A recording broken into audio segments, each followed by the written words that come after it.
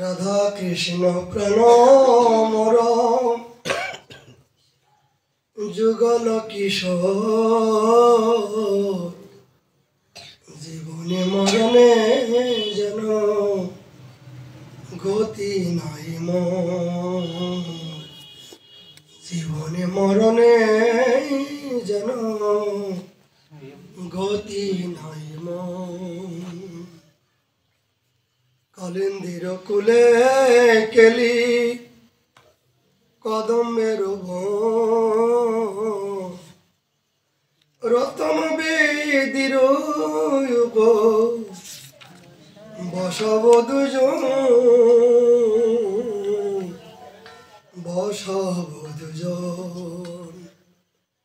শ্যাম গৌরী অঙ্গে দিব চুয়াম চন্দনের গন্ধ অদরে তুলিয়া দিব কর্পূরতম অদরে তুলিয়া দিব কর্পূরতম ললিতা বিশাখায় আদি যত সখী বৃন্দ আগায়ক করিব সেবা চরণারে বৃন্দ আগায়ক করিব সেবা চরণার বৃন্দ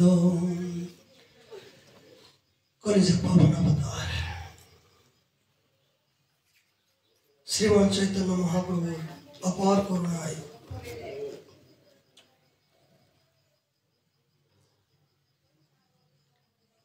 শ্রী বৃন্দাবন শ্রীশেখর মুকুটমণি রাধাকুণ্ড ধাম তটস্থ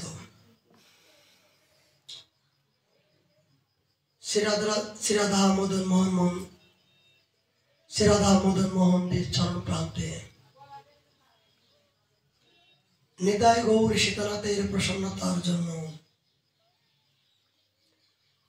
মদীয় গুরু মহারাজ রাধাকুণ্ড নিবাসী পরম বিরক্ত শ্রী শ্রী 108 প্রাণ কৃষ্ণদাস বাবাজি মহারাজের আদেশ ক্রমে এখানে নিত্য নৈমতি হরিকথার আয়োজন।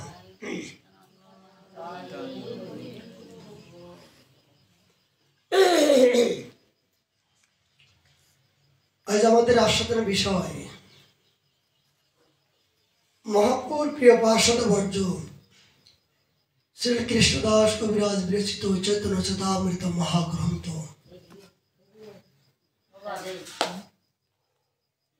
মধ্যলীলা 1800 পরিচ্ছেদে তৃতীয় নম্বর পরে থেকে কবিরাজ গোস্বামীপাদ আমাদের জন্য কে কৃপা করে। আমার গৌরীয় প্রাণ আরাধ্য দেবতা ইষ্ট দেবতা যার করুণায় আমরা ইহানো পবিত্র বৃন্দাবন পেলাম, সেই মহাপ্রভু স্বয়ং বৃন্দাবনে আসলেন। বৃন্দাবনে আসার পরে তিনি এই অপ্রাকৃত ভূমি কোন স্বরূপে তিনি দেখছিলেন, কোন স্বরূপে দেখে কি ভাবান্তর হয়েছিল, সেই ভাবগুলো কবিরাজ গোস্বামীপাদ যেভাবে নিখুঁতভাবে বর্ণনা করলেন। আজ আমাদের বড় সৌভাগ্য যে ইহানো রাধাকুণ্ড ধাম এই পাপিষ্ঠ জীব হয়েও বসবাস করার মতো সুযোগ পেলাম। কিন্তু আজকে আমাদের আলোচ্য বিষয় মহাপ্রভু এই বৃন্দাবনে আসার পরে এই রাধাকুণ্ড ধাম কেমন ভাবে তিনি প্রকাশ করলেন, এই আমাদের আস্বাদন বিষয়। তার পূর্বে আমাদের নিত্য নৈমিত্তিক গ্রন্থ আস্বাদন বিষয় বৃন্দাবন মহিমামৃত প্রমান্দ সরস্বতী পাদের কৃপামৃত স্বরূপ একটি শ্লোক আমরা আস্বাদন করার জন্য প্রিয়সী। তিনি কি বলতে চেয়েছেন? এই বৃন্দাবনে বাস করতে গেলে বা বৃন্দাবনের ভজন সম্বন্ধে জানতে গেলে কোন জাতীয় সাধকের মনোবৃত্তি হওয়া উচিত, এই মনটা পরিপক্ত দশা যাতে হয়, সেই দিক নির্দেশনা তিনি আমাদেরকে চোখে আঙুল দিয়ে যেভাবে কৃপা করলেন, এগুলো আমাদের জন্য চিরবন্দনীয়, চিরস্মরণীয়, চিরস্মরণীয়। এই কথাগুলো সাধকের জন্য প্রযোজ্য বটে। এই বৃন্দাবন মহিমামৃত ইহানো গ্রন্থ বড় দুর্লভ। যারা প্রকৃত ভজন করার জন্য লালসা জেগেছেন, এই জীবনে যাদের বন্ধন মুক্ত হওয়ার জন্য যাদের আকাঙ্ক্ষা জেগেছে, তাদের জন্য এই মহাগ্রন্থ অবশ্যই অবশ্যই চিরস্মরণীয়। কেন? নিষ্ঠা এবং এর যে তাৎপর্য, এগুলো গৌড়ী বৈষ্ণব জীবনে অদ্বিতীয়, কোনো তুলনা করা যাবে না। তিনি প্রথম শতকম থেকে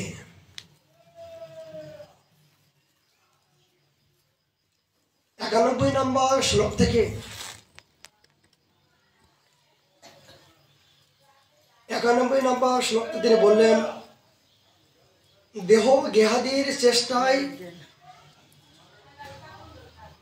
ব্যাঘ্রচিত্র হইয়া আমার বহু জন্ম বৃথা নষ্ট হইয়াছে। কথাগুলো শ্রবণ করুন, খুব আস্বাদন বিষয়। হে জি, অনাদিকাল ধরে এই দেহ গেহ মানে দেহ এবং গেহ শব্দের অর্থ কি? যে দেহর সাথে সম্বন্ধ, এই দেহটা যাদের প্রতি সম্বন্ধ আসক্ত করার জন্য যাদের পিছনে আমি দিন রাত পরিশ্রম করতে চলেছি, এদেরকে গেহ বলছেন।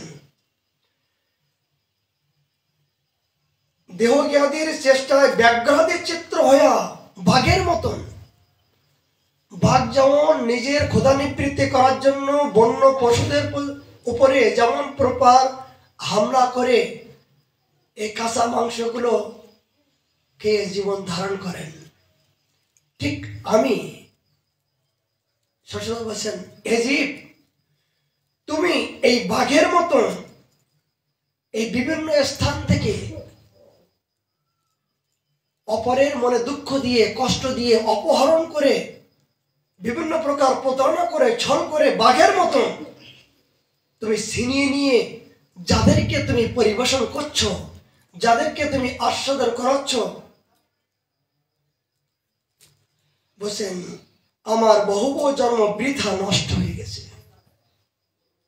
হে জীব, তুমি নিজেই এই জাতীয় কর্মাদি করার পরে তুমি নিজেই জেনে শুনে তুমি তোমার এই পবিত্র জীবনটা তুমি নষ্ট করতে চলেছ।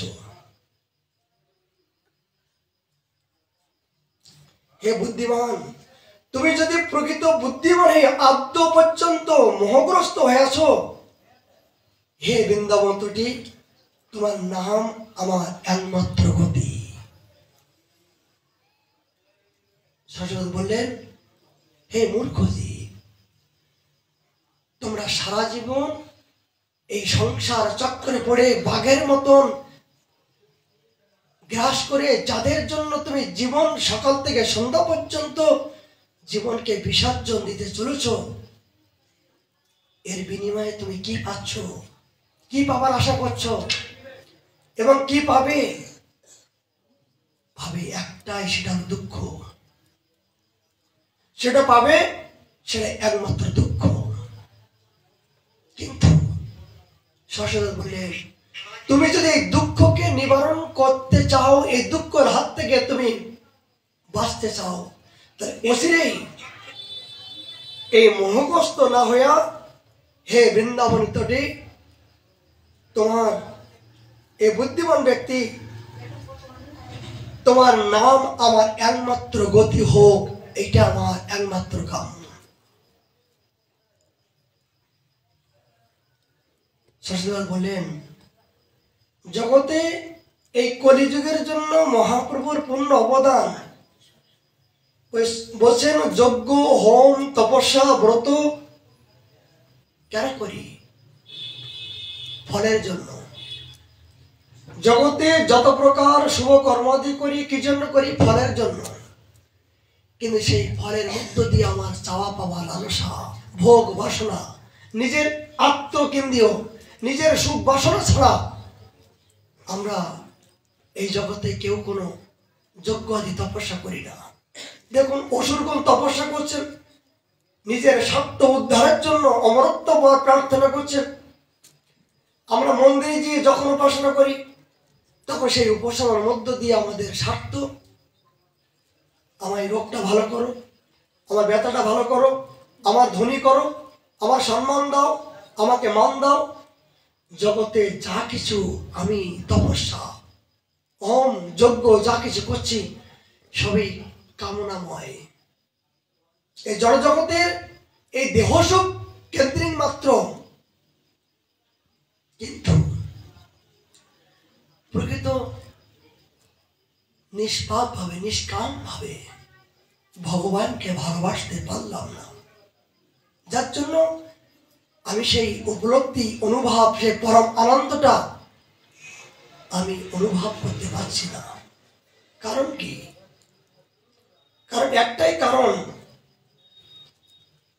সেটা হলো কি, অসতে মতি হয়ে জগৎ সংসারে অসৎসঙ্গের মধ্য দিয়ে এই জীবনকে আমি বিষাণের দিকে ধাবিত হতে হতে আমি ওই জাতীয় মনোবৃত্তি আমার দিকে চলেছে। সৎ চিন্তা চেতনা আমার ভিতরে আসছে না। শাস্ত্র বললেন, জগতে যাদের প্রতি তুমি সকাল থেকে সন্ধ্যা পর্যন্ত যা কিছু করছো এগুলো তোমার অনর্থ মাত্র, প্রকৃত সুখ নয়, এটা তোমার নয়, এটা তোমার কর্তব্য নয়। এইটা করার জন্য তুমি জগতে মনুষ্য জন্ম নিয়ে আসো নাই। তুমি চিন্তা করে দেখো, তোমার একমাত্র কি জন্য এই মনুষ্য জন্ম পেয়েছো? তুমি কি জন্য ভাবে আইলি এই সংসারে? আর তুমি কি করছো? তুমি কে? তোমার করণীয় কি? কর্তব্য কি? আর তুমি কি করছো? অনাদিকালের সেই বিভ্রান্ত পথের পথিক আমরা পথ ভুলিয়ে চলেছি। কিন্তু এই প্রশ্নের উত্তরগুলো যদি আমি জিজ্ঞাসা করে নিজের কাছে, বলুন তো, এই প্রশ্নের উত্তর যদি আপনি নেওয়ার চেষ্টা করেন তাহলে বলুন, আপনি কে? আপনি কি জন্য জগতে এসেছেন? আপনার করণীয় কি? কর্তব্য কি? আপনি কি করছেন? এই প্রশ্নের উত্তর আপনি দিতে পারবেন না। যখন আপনি দিতে যাবেন তখন নিজেই আপনার গলায় ফাঁস লেগে আছে, আপনি নিজে অন্ধকারে হাবুডুবু খাচ্ছেন, আপনি সেই প্রশ্নের উত্তর দেওয়ার সামর্থ্য নাই। এই প্রশ্নের উত্তর একটাই উত্তর, জীব মাতৃ কৃষ্ণের নিত্য দাস। একটাই উত্তর, অনাদিকালের বহির্মুখ অবস্থায় আমি ভুলেছিলাম।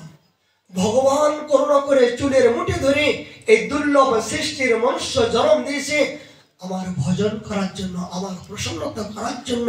তোকে এই ধরাধামে মনুষ্য জন্ম দিচ্ছি, যা তুই আবার ভজন সাধন করে আমার কাছে চলে আয়। এটাই জীবের কর্তব্য। তুই যেখান থেকে যাচ্ছিস সেখানে আবার ভালোভাবে চলে আসিস। কোন সন্তান যখন কোনো কর্মে যায় তখন পিতা মাতাকে প্রণাম করে যায়, বাবা আশীর্বাদ করো যেন আমি কাজটা পরিপূর্ণ করতে পারি, তাই তো? পিতা বলেন কি, হ্যাঁ বেটা, তুই কাজটা পরিপূর্ণ করে আবার চলে আয় আমার পাশে। এই জড়জগতের পিতা সন্তানকে আশীর্বাদ করছেন, আর জগৎ পিতা আমাকে আশীর্বাদ করে বসে আছেন মাতৃগর্ভে 6 মাসে, যে যা, আমি তোকে এই বন্ধন মুক্ত করলাম, তোর এই সংসার কারাগার থেকে আমি বন্ধন মুক্ত করে সঠিক পথ আমি দেখাই দিলাম। এই জম্মুদ্বীপে যেয়ে তুই আমার গুনাহ কীর্তন করে, আমার সাধু সঙ্গ করে আবার আমার কাছে চলে আসিস, আমি তোকে আশীর্বাদ করলাম। এটা হলো জীবের কর্তব্য, এটা স্মরণ করে রাখা উচিত। কিন্তু এগুলো তো আমরা জানি, প্রতিজ্ঞা করেছিলাম সবাই, আমি নয়, জগতে সবাই। কিন্তু কয়জন এই কথাগুলো মনে করছেন? এই কথার মূল্য কয়জন দিচ্ছেন? যিনি একমাত্র মূল্য দেওয়ার জন্য তৈরি হয়েছেন, তিনি একমাত্র জগতে বুদ্ধিমান, তিনি চতুর, তিনি একমাত্র ভরিজন, তিনি একমাত্র এই বন্ধন মুক্ত করে অপ্রাকৃত আনন্দ রাজ্যে প্রবেশ করার মতন অধিকারী তিনি। স্কুলে লেখাপড়া করে হাজার হাজার, কিন্তু ফার্স্ট ক্লাস কয়জন পায়? একজন, সবাই পায় না।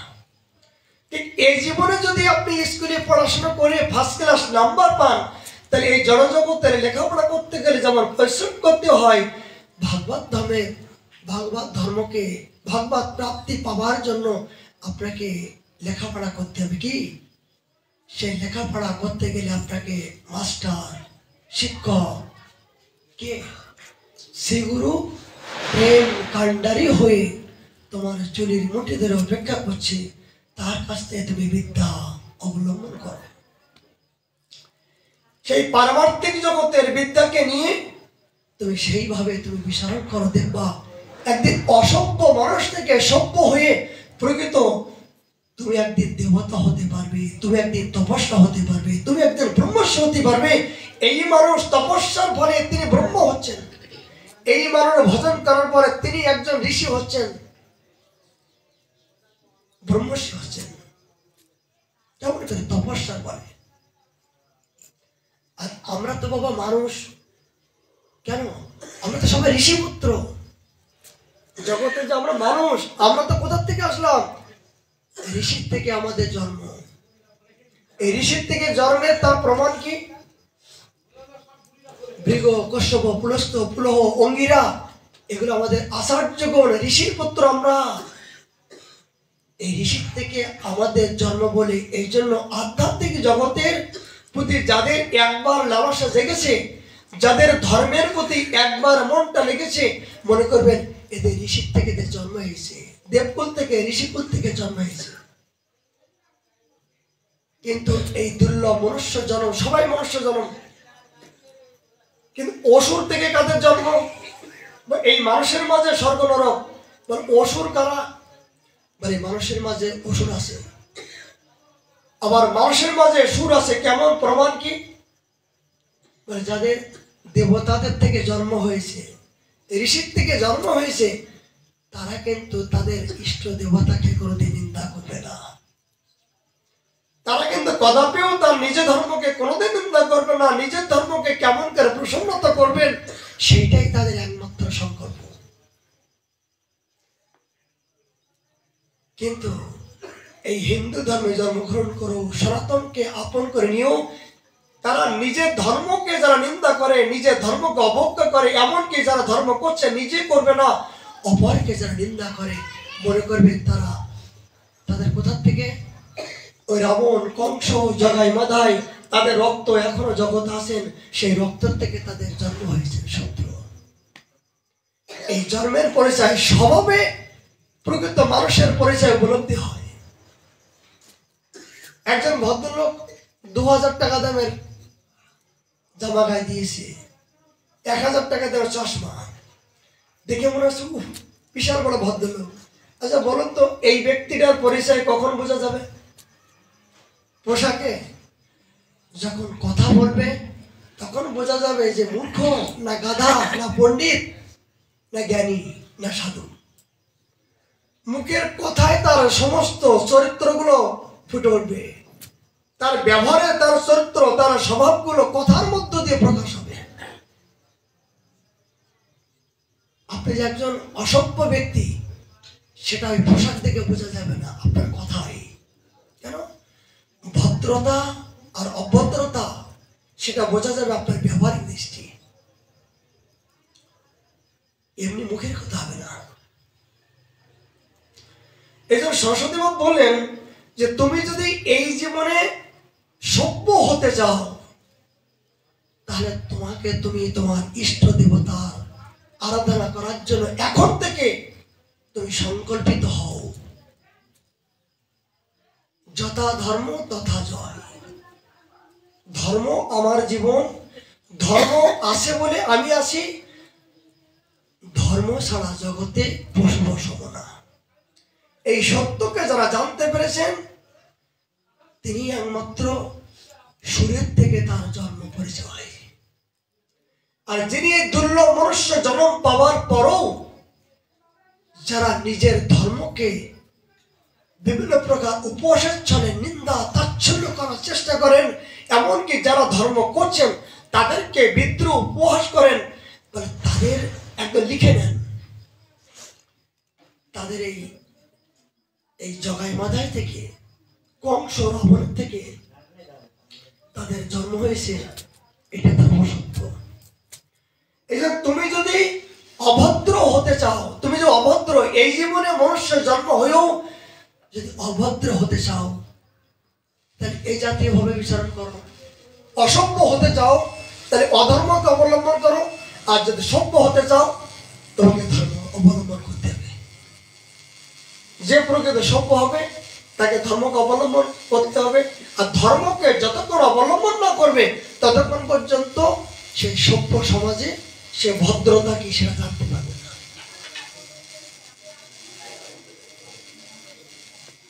এইভাবে দিক নির্দেশনা দিলেন সরস্বতী মা।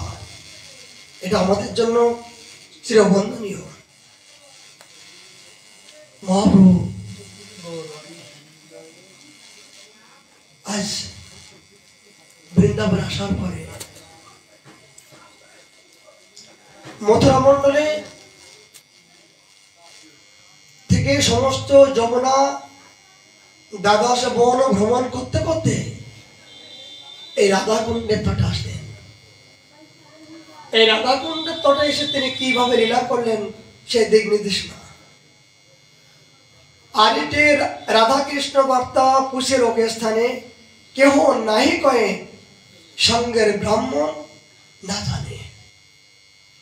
এই রাধাকুণ্ডের নাম কি ছিলেন জানেন? আমরা তো রাধাকুণ্ডে বাস করছি, কিন্তু রাধাকুণ্ডের মহিমাগুলো আমাদের বিশেষ জানা দরকার। যে স্থানে বাস করছি সে স্থান সম্বন্ধে গভীর তত্ত্ব না জানলে কিন্তু আমাদের অনুরাগ বাড়বে না। এই রাধাকুণ্ডের নাম আগে ছিল আরিশ গ্রাম। আরিশ, তাহলে আরিশ গ্রাম কেন হলো? প্রশ্ন, আরিশ গ্রাম কেন হলো? যেমন দেখুন, বৃন্দাবনে 84 করোড় বৃন্দাবনের মধ্য দিয়ে 84টা গ্রাম, 84টা পাহাড় আর 84 কুণ্ড। এই 84টা গ্রাম নাম হয়েছে কোথা থেকে? ভগবানের যে গ্রামে যে জাতীয় লীলা করেছেন সেই লীলার উপরে নির্ভর করে সেই গ্রামের নাম। যেমন দেখা যাচ্ছে আনোয়ার গ্রাম নাম হলো কেন? জ্যোতিপুরা নাম হলো কেন? বর্ষনা নাম হলো কেন? নন্দগ্রাম কেন নাম হলো? যদি বলে মন কল্পিত নয়, এর শ্রী ভগবানের এক এক জায়গায় একটা একটা লীলা করেছেন, সেই লীলার উপরে নির্ভর করে সেই গ্রামের নাম। যেমন আমাদের এখানে মালিহাটি কুণ্ড, মালিহাটি গ্রাম, এই মালিহাটি গ্রাম নামে পড়েছে কেন? একদম ভক্তি রত্নাকরে নিখুঁত ভাবে দেখবেন, কৃপা করে আমরা সময় আলোচনা করব। আজকের প্রসঙ্গ যে আরিশ গ্রাম কেন নাম হলো, রাধাকুণ্ডের এত মহিমা কেন, এবং এই রাধাকুণ্ড প্রতি মানুষের প্রাণ কেন, এত প্রীতি কেন, আমাদের সূত্র মহাপ্রভু চোখে আঙুল দিয়ে দিক নির্দেশনা করলেন নিজেই। যখন কংস জানতে পারলেন তোমাকে যে বদিবে গোকুলে জন্মগ্রহণ করছেন, এই কংস মামা যখন জানতে পারলেন যে গোকুলে আমার একমাত্র মৃত্যুর কারণ মহাকাল, এই মহাকাল রূপে আমার শত্রু এই গোকুলের মধ্যে বিরাজ করছে, আমার সেই শত্রুর সাথে মোকাবেলা করা চাই। তিনি এই কৃষ্ণকে নির্ধারণ করলেন এই হলো আমার একমাত্র মহাকাল, একে মারার জন্য বিভিন্ন প্রকার রাক্ষসী পুতনার থেকে আরম্ভ করে অকাসুর বকাসুর সবাইকে বললেন, যাও এই গোকুলে এই জাতীয় শিশুকে যেখানে যে অবস্থায় পারো তাদেরকে মেরে ফেলো, আমার শত্রুকে আমি বাঁচাতে চাই না।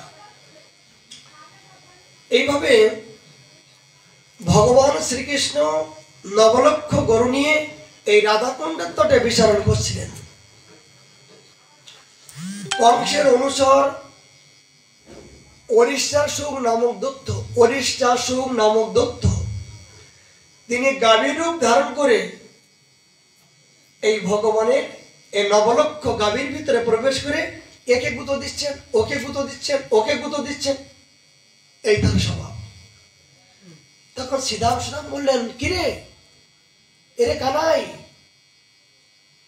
কি দেখছি? এ নতুন একজন বন্ধু হাজির। এই বন্ধুর তো স্বভাব লক্ষণ ভালো নয়।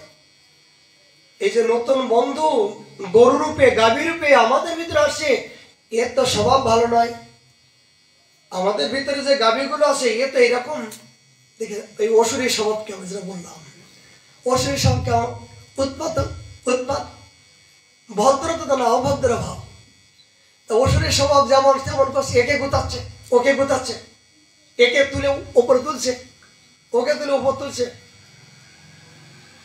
এবার সুদাম কানাই के बोले, कानाई किरे क्या कर रहा है? देख मेरा साथ में एक नया बंधु आ गया। তখন কৃষ্ণ বলল, শ্রীদাম এ তো বন্ধু না, ই আমার শত্রু। আমার শত্রু হয়ে আমাকে বন্ধুত্ব করার চেষ্টা করছে, কিন্তু যতই বন্ধুত্ব করো না কেন শত্রু তো শত্রুই হবেই হবে। তখন কৃষ্ণ মনে করছে, শ্রীদাম একটু দেরি করো, আর একটু খেলা করি। ভগবান তো খেলোয়াড় না, তিনি বিশ্ব জগতের খেলোয়াড়। বলে আমি জগৎকে খেলা করি, আর আমাকে খেলা করবে কি? তবে আমার সাথে যারা খেলতে চায় তাদের সাথে আমিও খেলতে চাই। যারা আমার সাথে খেলতে চায় আমি তাদের সাথেও খেলতে চাই। না খেললে আমার ভালো লাগে না। একটু তোমার পিছনে সব ভিতরে শোনা যাও, এদিকে এসো, এটা এদিকে এসো, তুমি এসো, এখানে এসো, এখানে এসো,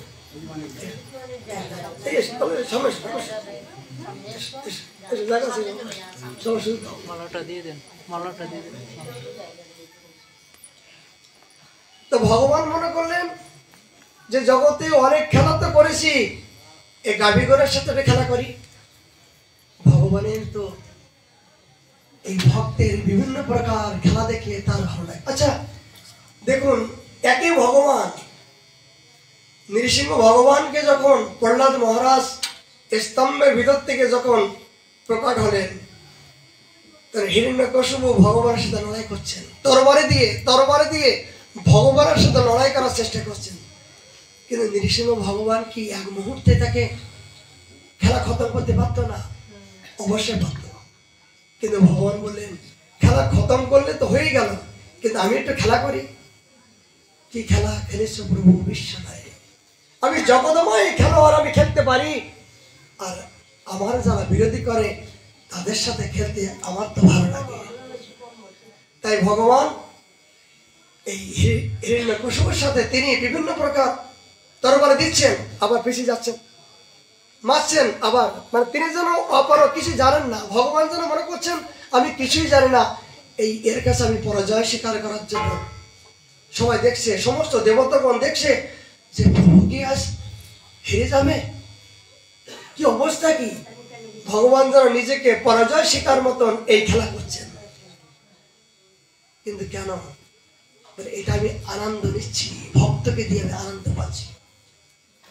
এই খেলতে যখন আর হলো না, যখন শিশুপালকে খেলা করছেন ভগবান, শিশুপাল তোকে দিয়ে আমি অনেক খেললাম, তুই যতবার গালাগালি দিছিস আমি সহ্য করলাম, কিন্তু 100 গালাগালি পূর্ণ হলে কিন্তু তোকে আমি ক্ষমা করবো না। তুই বল। এই যতবার বললো তত প্রকার কৃষ্ণকে নিন্দা করতে শুরু করলো, বিভিন্ন প্রকার, বিভিন্ন লম্পট, বিভিন্ন প্রকার পূজাতেও নিন্দা করতে শুরু করলো। তখন শেষবারের মতন অনেকদের, শিশুপাল মাত্র 99টা হয়েছে, একটা বাকি আছে, এইটা পূর্ণ হয়ে গেলে কিন্তু আমি তোকে আর ক্ষমা করবো না। আমি তোকে খেলা করার সুযোগ দিলাম, তোকে আমি খেলা করব, আমাকে স্মরণ করা তোকে সুযোগ দিলাম। কিন্তু অসুরের কি স্বভাব? একটু আগে যেটা বললাম, অসুরের স্বভাব কি? তার তো নিজের ইচ্ছায় চলবে না, তার রক্তের একটা কুশক্তি, কুব্যবহার আছে। এই জন্য শিশুপাল 100 যখন পরিপূর্ণ হয়ে গেলেন, তখন ভগবান তাকে একদম ছেদন করলেন। হিরণ্যকশিপু যখন একাধিক ক্রমে ভগবানের প্রতি বিদ্রোহ শুরু করলেন, ভগবান তাকে ধরে এই কোলে বসিয়ে এই নখ দিয়ে তাকে বুক চিরে তাকে দেখালেন যে দেখো, আমি খেলা করলাম জগৎকে দেখানোর জন্য, কিন্তু আমি কিন্তু তা নয়। আমার লয় প্রলয় সৃষ্টি, আমার লোমকূপ থেকে বিশ্ব ব্রহ্মাণ্ড সৃষ্টি, আজ তুমি আমার সাথে খেলা করছো। কিন্তু আমি তোমাকে সুযোগ দিয়েছিলাম, দেখি যে তুমি আমার প্রতি আত্মসমর্পণ করার মনটা আছে কিনা। কিন্তু তুমি অসুর, তো অসুরের ভাব কেমন? এই অসুরী ভাবগুলো কেন হয়? দেখবেন এই বাঘের স্বভাব করে কেন হিংস্র হয়? কেন? এরা কি আহার করে? কাঁচা মাংস। যার যে জাতীয় আহার হয়, এই আহার অনুযায়ী জগতের স্বভাব দেখা যায়। যার আহার যে জাতি হিংস্র হয়, সে আহার অনুযায়ী তার ভিতরে স্বভাব তৈরি হয়। আচ্ছা, গরুগুলোর স্বভাব কেমন? তৃণভোজী, নবনীয়, উচ্ছৃঙ্খলতা না। কেন? এরা কি আহার করে? তৃণ। এই তৃণ ভোজন করে, এই জন্য তাদের স্বভাব নবনীয়, ভদ্রতা। সাধুদের জীবনে দেখবেন অনেক নবনীয়, ভদ্রতা, কোমলতা। এই জন্য তো সাধুর পাশে আসে। তবে হ্যাঁ, কিছু কিছু সাধুর অনেক উত্তেজনা ভাব দেখা যায় বটে, কিন্তু সেই উত্তেজনা ভাবটা আপনারা দুঃখ পাবেন না। কেন? এই বিভিন্ন প্রকার শাসনের ছলে, গালাগালের ছলে হয়তো আপনার অনেক করুণা হতে পারে। সাধুরা যদি আপনাকে কোনো গালাগালি দেয়, কোনো ধিক্কার দেয়, অপমান করে, আর এই অপমানটা যদি জীবনে আপনি সহ্য করতে পারেন, তাহলে কিন্তু আপনি পরম ধন পেয়ে ফার্স্ট ক্লাস নাম্বার পাবেন। আর এই সাধুদের গালাগালি ধিক্কার শুনে যদি আপনি নিজের ধর্মকে ত্যাগ করার চেষ্টা করেন, তাহলে কিন্তু আপনার নাম্বার 0 হলো। লেখাপড়া করলেন, পরীক্ষায় কিন্তু আপনি হেরে গেলেন। এই জন্য সাবধান এগুলো। ঠিক অসুরের স্বভাব যেমন, তার নিজের ইচ্ছায় চলে, কেউ কারো কথা শোনে না। এই অরিষ্টাসুর এই রাধাকুণ্ডে এসে সমস্ত গাভীদের ভিতরে বিভিন্ন প্রকার হিংসা ভাব, হিংসা মনোবৃত্তি নিয়ে তিনি সবাইকে গুথাগুথি শুরু করলেন। ভগবান মনে করলেন আত্মা সহ্য করা যাচ্ছে না, কিছু তো দেখাতেই হয়, তা না হলে জগতে আমাকে তো কেউ ভালোবাসবে না। তখন কি করলেন? এই অরিষ্টাসুরী দত্তের পিছনে মানে গরুর রূপ ধারণ করে আসছে, তো গরুর রূপ ধারণ করে আসছে অরিষ্টাসুর। এই পিছনের দুটো পাটা ধরে এইভাবে আষাঢ় এমন দিলেন এই রাধাকুণ্ডের তটে, এমন ভাবে আষাঢ় দিলেন যার মুখ দিয়ে রক্ত বমন হলো। রক্ত বমন হতে হতে ছটপট করে ওখানেই মারা গেল।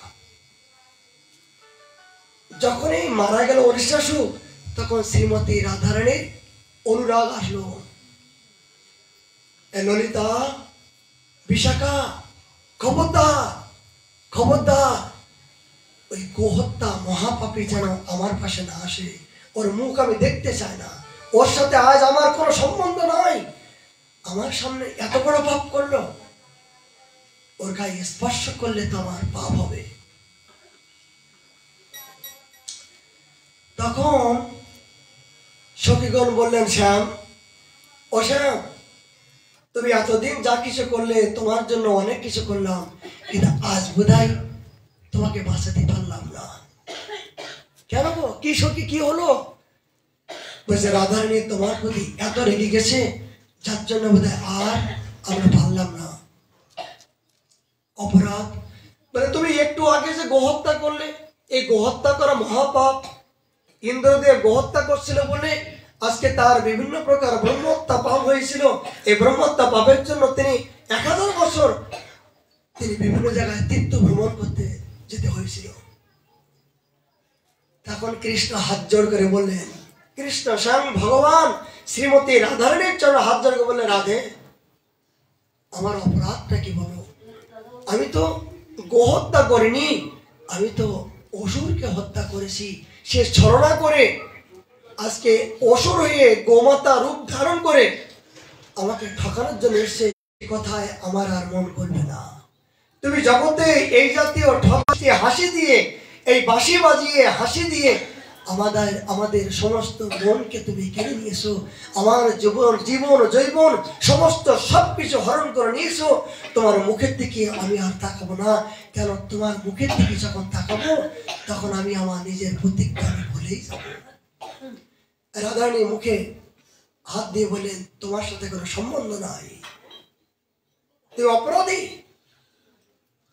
তুমি গোহত্যা অপরাধী, তুমি স্পর্শ করবে না।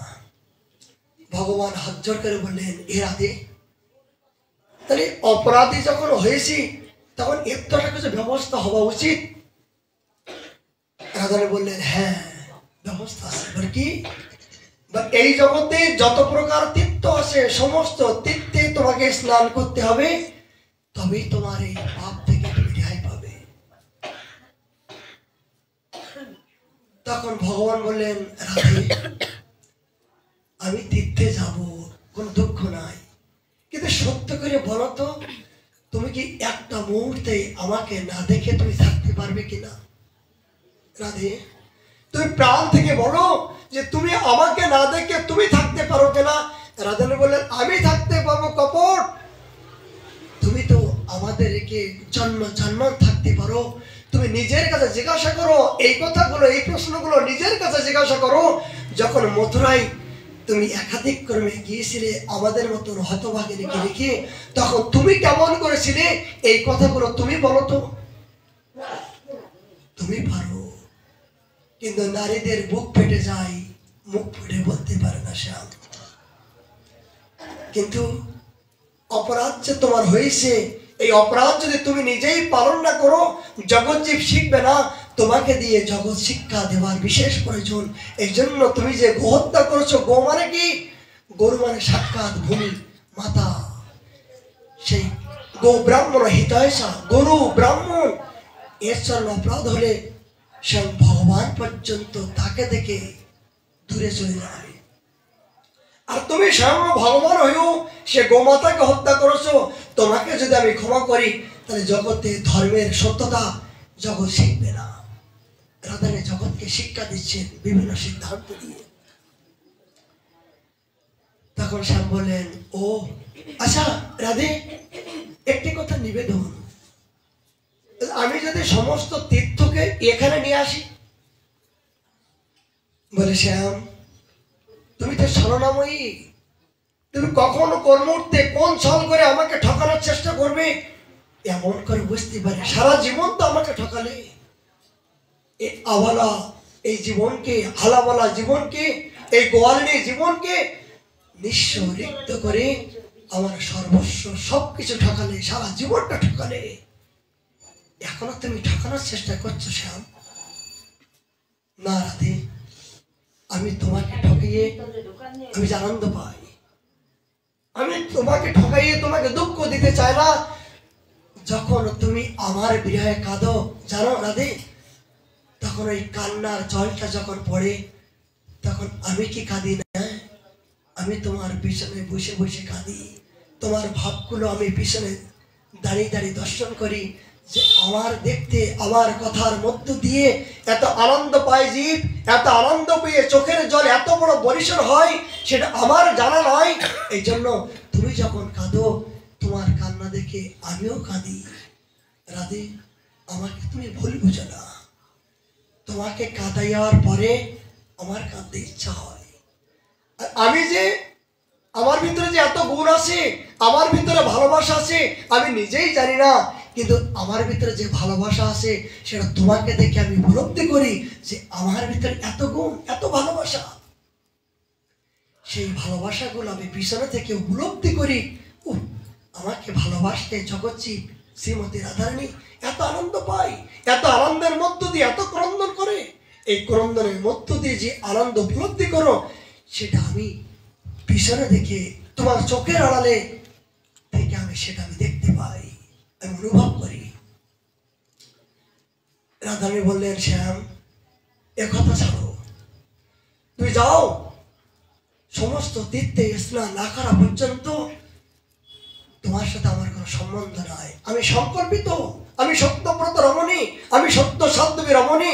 আমার একটাই কথা, আমার একটাই ভাব, যতক্ষণ পর্যন্ত তোমার এই ভাবকে নিবারণ না হবে ততক্ষণ পর্যন্ত তোমার সাথে আমার কোনো খেলা নাই, কথা নাই।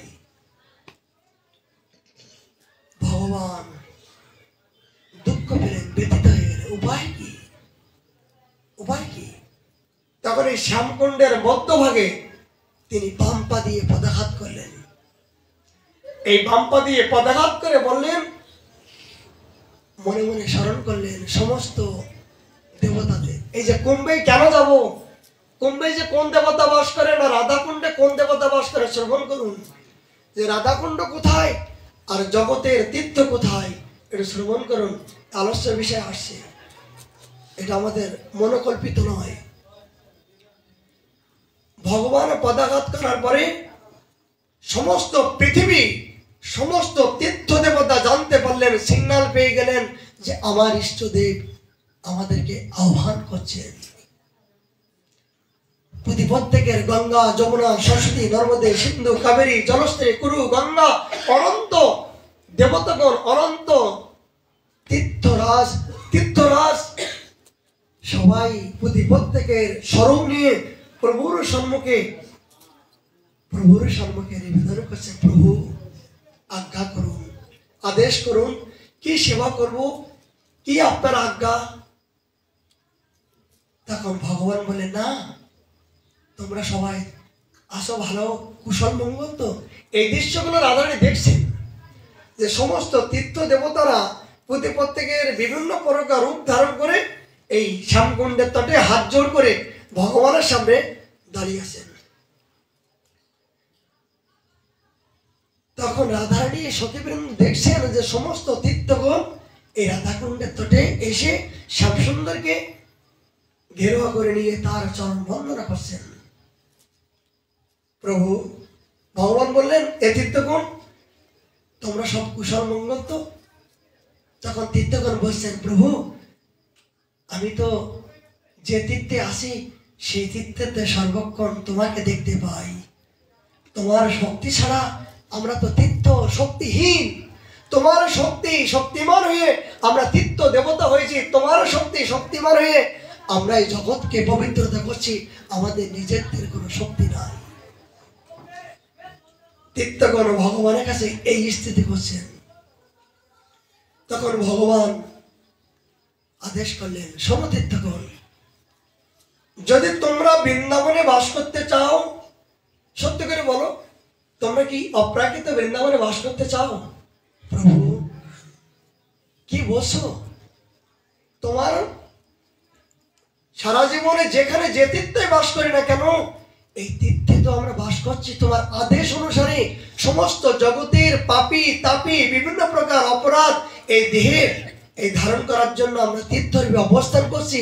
শুধু তুমি তোমার আজ্ঞা পালন করছি মাত্র। কিন্তু আমাদের উপায় কি?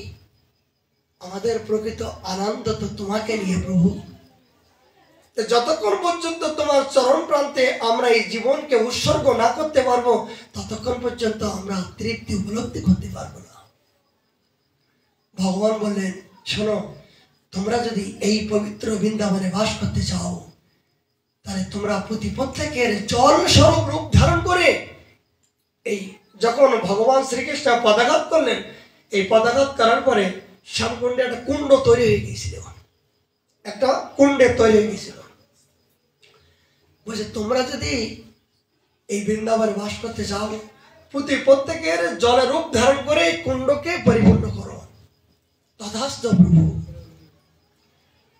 তখন যমুনা যখন আসছেন, শুনুন, যমুনা যখন আসছেন, যমুনা মাইয়া সর্বপ্রথম সাক্ষাৎ মনুষ্যরূপ নিয়ে আসছেন, আর পিছনে যমুনা নদী স্বরূপ। যমুনা নদীর জল কেমন? কালো। গঙ্গার জল সাদা। এরকম বিভিন্ন নদীর যে প্রকার জলের রং, এই বিভিন্ন প্রকার জলের রং সহ সমস্ত তীর্থগণ আগে আর পিছনে জল নিয়ে এই কুণ্ডেই পরিপূর্ণ করে দিলেন, জলে পরিপূর্ণ করে দিলেন। যখন জল পরিপূর্ণ হয়ে গেল, রাধারানী অনুরাগ হলো, রাগ হলো। কি? এই ললিতা, ললিতা, আমরা কি কম আছি নাকি? শ্যাম শুধু একমাত্র কুণ্ড বানিয়ে দেখাবে, আমরা কি কিছু করতে পারি না? আমাদের কি কোনো শক্তি নাই? আমরাও দেখাতে চাই। শ্যাম সুন্দরের চেয়েও আমরা যে বলবান, বলবান, শক্তিমান, সেটা আমরা দেখাতে চাই। ললিতা বললেন, কি করবি রাধে?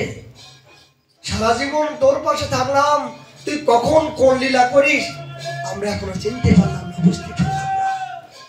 তোর আবার নতুন করে কি লীলা করার উদয় হলো? তখন বললেন, একটাই, আমরাও কুণ্ড তৈরি করব। শ্যামসুন্দর একা কুণ্ড করে, আমরাও কুণ্ড করবো। ওপর কি বলো তো? পদাঘাত করে সবাইকে আনলো, আর তুই কাকে পদাঘাত করবি? তুই কাকে আনবি? বলে, কেন, কিছু নাই? ললিতা, তোরা আমাকে এত ছোট মনে করিস? তোরা আমাকে একদম মূল্যায়ন মনে করিস না? কেন, আমার শক্তি নাই দেখতে চাইস? বলে, সঙ্গে সঙ্গে রাগাতে নিজের হাতের কনকনটা নিজেই টেনে ছিঁড়ে ফেললেন। ফেলার পরে ওই কনকনটা টুকরো হওয়ার পরে নিজেই এই কুণ্ড, দেখেন এই রাধা কুণ্ডের মাঝখানে কনকন কুণ্ড আছে। যখন এখান থেকে 15 বছর আগে রাধা কুণ্ড যখন সংস্কার করছিল, তখন 8 থেকে 10টা দমকল লাগানো হয়েছিল জল পরিষ্কার করার জন্য, কিন্তু কনকন কুণ্ডের জল পরিষ্কার করতে পারেনি। যতবার মেশিন লাগায় ততবার বকবক করবে, দুধের মতন, সাদা দুধের মতন এই জাতীয় ফেনা হতে শুরু করলো। কনকন কুণ্ডের জল অপ্রাকৃত, তো অনেকে চেষ্টা করছিল যে কনকন জলটা পরিষ্কার করে নতুন করে সাহস, কিন্তু পারি না। এখনো পর্যন্ত অলৌকিক ঘটনা রাধা কুণ্ডের তটে, এই যে রাধা কুণ্ডের মধ্যভাগ থেকে দুধের মতন সাদা এরকম বক বক করে এরকম ফুটন্ত ভাবে ওঠে। যাদের প্রকৃতি একটু ভজনের অনুভূতি আছে, তারাই অবশ্যই দেখেছে বা দেখতে পাবে, এটি সত্য। পরবর্তী আসছে রাধা কুণ্ডের মহিমাগুলো। এবার যখন শ্রীমতী রাধারানী এই কনকন দিয়ে রাধা কুণ্ড খনলেন, জল পাবেন কোথায়? এই রাধে, সমস্ত তীর্থগণ তো জল নিয়ে, তুই জল পাবি কোথায়? বলে, না, খবরদার, ওই অসুরের হাত দেওয়া জল, ওই পাপিষ্ঠ জল, ওই কুণ্ডের জল যেন স্পর্শ করবি না, তাহলে আমাদের সমস্ত সব ধর্ম নষ্ট হয়ে যাবে। আমরা সতীব্রত নবনী, আমরা কোনো পরপতির সাথে আমাদের কোনো সম্বন্ধ নাই। কি করলেন? যা, এখান থেকে মানসী গঙ্গা যা, এই মানসী গঙ্গার থেকে জল নিয়ে আয়। এই এখান থেকে 5 কিলোমিটার দূরত্ব গোবর্ধনে। সমস্ত সখীগণ এই মানসী গঙ্গার থেকে মাথায়, দেখুন ব্রজের একটা অলঙ্কার, 2-3টে কলস একসাথে একজন ব্রজমায়ের মাথায় দেখা যায় একই সাথে, কিন্তু হাত ছেড়ে দিয়ে 2-3টে 4টে পর্যন্ত একই কলস এইভাবে হেলিয়ে দুলিয়ে নাচিতে নাচিতে, এই একমাত্র ব্রজের অলঙ্কার দেখা যায়। অন্যত্র আপনি পারবেন? একটা কলস আপনি হাত ছেড়ে চালাতে দেখি কোথায় পড়ে যাবে। কিন্তু এগুলো ব্রজবাসীর একটা স্বভাব, এখনো পর্যন্ত সত্যতা, এগুলো ব্রজে না আসলে অনুভব করা যায় না। এবার ললিতা বিশাখা এই কলসের পর কলস জল নিয়ে কনকন কুণ্ডে যখন জল দিতে শুরু করলেন, তখন শ্যামসুন্দরের দয়া হলো, সখীবৃন্দ, যে সখীর করুণায় আমি লীলা রাজ্য প্রবেশ করে আমি আমার শ্রীমতীর সাথে যোগদান করি, আর তাদের এত কষ্ট হচ্ছে। তখন সমস্ত তীর্থরাজকে ডেকে বললেন, তীর্থগণ, হে তীর্থগণ, তোমরা যদি প্রকৃত এই বৃন্দাবনে বাস করতে চাও, তাহলে আমার কথা শোনো। বলে, কি প্রভু? মানে বৃন্দাবনে বাস দেবার ক্ষমতা আমার নাই, তোমাদের বৃন্দাবনে ভজন করার মতন বাস দেবার মতন আমি ভগবান হলো, আমি ভাগবত সম্পূর্ণ হলো, এই শক্তি আমার ভিতরে নাই। মানে কি ওই রাধা চরণ পদ্মে যতক্ষণ পর্যন্ত নিজেকে সমর্পিত না করবে ততক্ষণ পর্যন্ত তোমার এই বৃন্দাবনে বাস হবে না। যাও, তোমরা যদি এই রাধারানী প্রসন্নতা করতে পারো তবে হয়তো তোমাদের এই বৃন্দাবনে বাস অনধিকাল ধরে তোমাদের হবে। কি প্রভু আদেশ করো, মানে এই জলটা নিয়ে এই সঙ্গম দিয়ে দেখবে রাধাকুণ্ড শ্যামল মাস্টার সঙ্গম, কেন এই সঙ্গমের ভিতর থেকে যে ওই রাধাকুণ্ড ওই কনকন কুণ্ডে গিয়ে জল পরিপূর্ণ করে দাও। সমস্ত তীর্থগণ এই সঙ্গমের ভিতর থেকে প্রত্যেকের স্মরণ নিয়ে এই কনকন কুণ্ডে গিয়ে জলে পরিপূর্ণ যখন করে দিলেন তখন রাধারানী মুখে হাসি আসলো, রাধারানী প্রসন্নতা হলো। জল দেওয়ার পরে সমস্ত তীর্থগণ হাত জোড় করে দাঁড়িয়ে আছেন রাধারানীর সম্মুখে। রাধে, হে প্রাণেশ্বরী, হে প্রাণবান্ধব, হে প্রাণনাথ, কৃপা করে আমাদেরকে আশ্রয় দিন তোমার এই রাঙাচরণের প্রান্তে। রাধারানী যখন স্তুতি করছেন, তপ্ত কাঞ্চন গৌরাঙ্গী রাধে বৃন্দাবনেশ্বরী বিষবান সুদীপ্তম হরিপ্রিয়ে, এই জাতীয় বিভিন্ন প্রকার তীর্থগণ স্তুতি করছেন। তখন রাধারানী প্রসন্ন হয়ে বললেন, অপার করুণাময়ী তো, রাধারানীর মতন করুণাময়ী জগতে কোনো অবতারী কোনো ভগবান সত্য হয় নাই, হবে না, অল্পতে তিনি প্রসন্ন হয়ে যায়। হে তীর্থগণ, কি চাও বলো, কি চাও?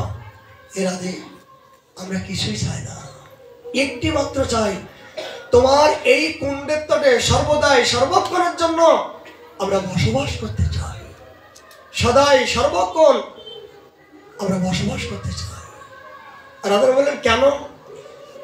বলে তোমাদের এই দুজনের যুগল কিশোরের লীলা রূপ গুণ এই লীলাভূমিতে সর্বত্র সর্বক্ষণের জন্য তোমরা এখানে করো, সেই লীলা দর্শন করার জন্য তোমার এই কুণ্ডের তটে আজীবনকাল জন্মান্তরে আমরা বসবাস করতে চাই। রাধারানী প্রসন্ন হয়ে বললেন, ও তথাস্তু তথাস্তু। রাধারানীর মুখের কথায় সমস্ত তীর্থগণ এখানে বসবাস পেল। এই জন্য ব্রজের মুকুটমণি, সমস্ত তীর্থের মুকুটমণি, সমস্ত তীর্থের রাজ এবং তীর্থের মুকুটমণি রাধাকুণ্ড ধামকে এহানো রাধাকুণ্ডে এই সমস্ত তীর্থে বাস করো। এখনো যদি আমার গঙ্গায় স্নান করার জন্য, যদি হরিদ্বারে যাওয়ার জন্য, অন্য জায়গায় যাওয়ার জন্য মনের বাসনা হয়, তাহলে তার এখনো রাধাকুণ্ডের প্রতি এখনো শ্রদ্ধা হয় নাই। রাধাকুণ্ডে সর্বতীর্থের মুকুটমণি, সেই কথায় এখনো শ্রদ্ধা হয় নাই। ধিক ধিক পুরা কপাল।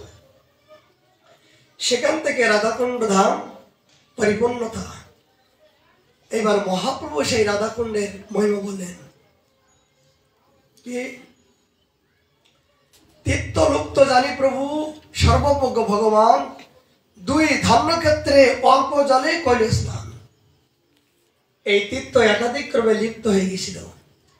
মহাপ্রভু যখন সর্বপ্রথম এই বৃন্দাবনে দেখবেন, এই তমালতলা দেখবেন, আমাদের পরীক্ষা করতে করতে দুটো খেজুর গাছ আছে, বলুন এই দুটো খেজুর গাছ আমরা দেখতে পাই, এই খেজুর গাছের বয়স কিন্তু অনেকে জানে নিতাই গৌর নামে এরা দুজন প্রসিদ্ধ। এই 20 বছর আগে যে রকম দেখেছি একই রকম। এগুলো কল্পবৃক্ষ, এগুলো মুনি ঋষি তপস্বী, এরা এই জগতের কোনো বৃক্ষ নয়, তার প্রমাণ দেখবেন, এগুলো অনুভব করবেন। ব্রজের বৃক্ষগুলো পর্যন্ত দেখে অনুভব করা উচিত যে তারা এখনো পর্যন্ত কত সুন্দরভাবে তারা এখানে আছেন। এই তমাল বৃক্ষে, ওখানে একটা তমাল গাছ ছিল, এই তমাল গাছের নিচে বসে তিনি দেখছেন যে আমি যে দ্বাপার যুগে শ্রীমতী রাধারানীকে যে লীলা করছিলাম, যে রাধাকুণ্ড ধাম শ্যামকুণ্ড, কিন্তু আমি দেখতে পাচ্ছি না কেন। তিনি কি দেখছেন? ধান্য ক্ষেত। ধানের ক্ষেত। দেখি সব গ্রাম্য লোকের বিস্ময় হইল মন, প্রেমে প্রভু করে রাধাকুণ্ডের স্তবন। প্রভুর প্রেমে বিভোর হয়ে এই রাধাকুণ্ডের চিন্তন করছেন, স্তবন করছেন। সব গোপী হইতে রাধাকুণ্ডের প্রিয়সী, রাধাকৃষ্ণের প্রিয়সী, তৈছে রাধাকুণ্ড প্রিয় প্রিয়ার সরসী। কি বললেন কবিরাজ গোসাইপাদ? তৈছে রাধাকুণ্ড প্রিয় প্রিয়ার প্রিয়সী। শ্রীমতী রাধারানীর একমাত্র প্রিয় হল রাধাকুণ্ড ধাম।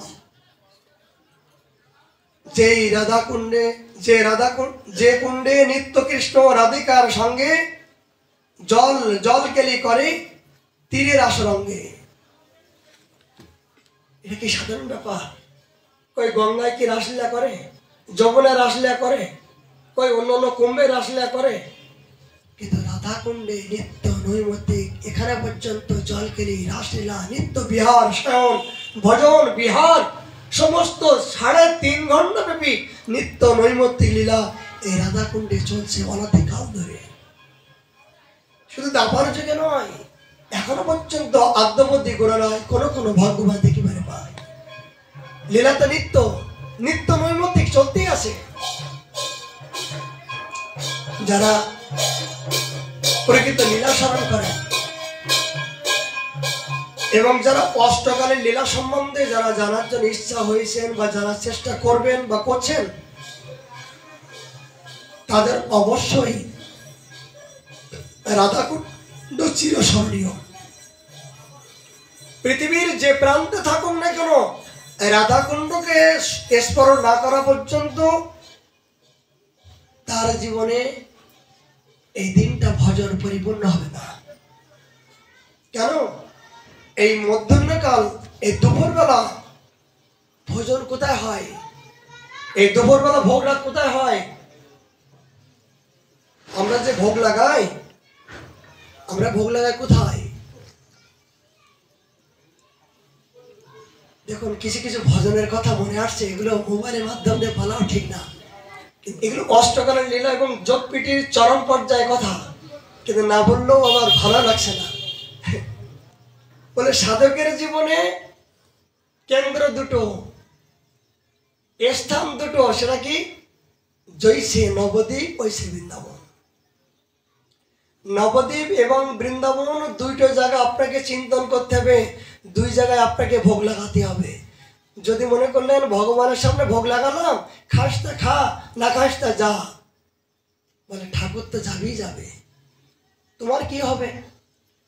ঠাকুর বলছে আমি তো যাবো, তোমার কি হবে? তুমি কি জন্য ভোগ লাগাচ্ছ? কিছু চাবে তো?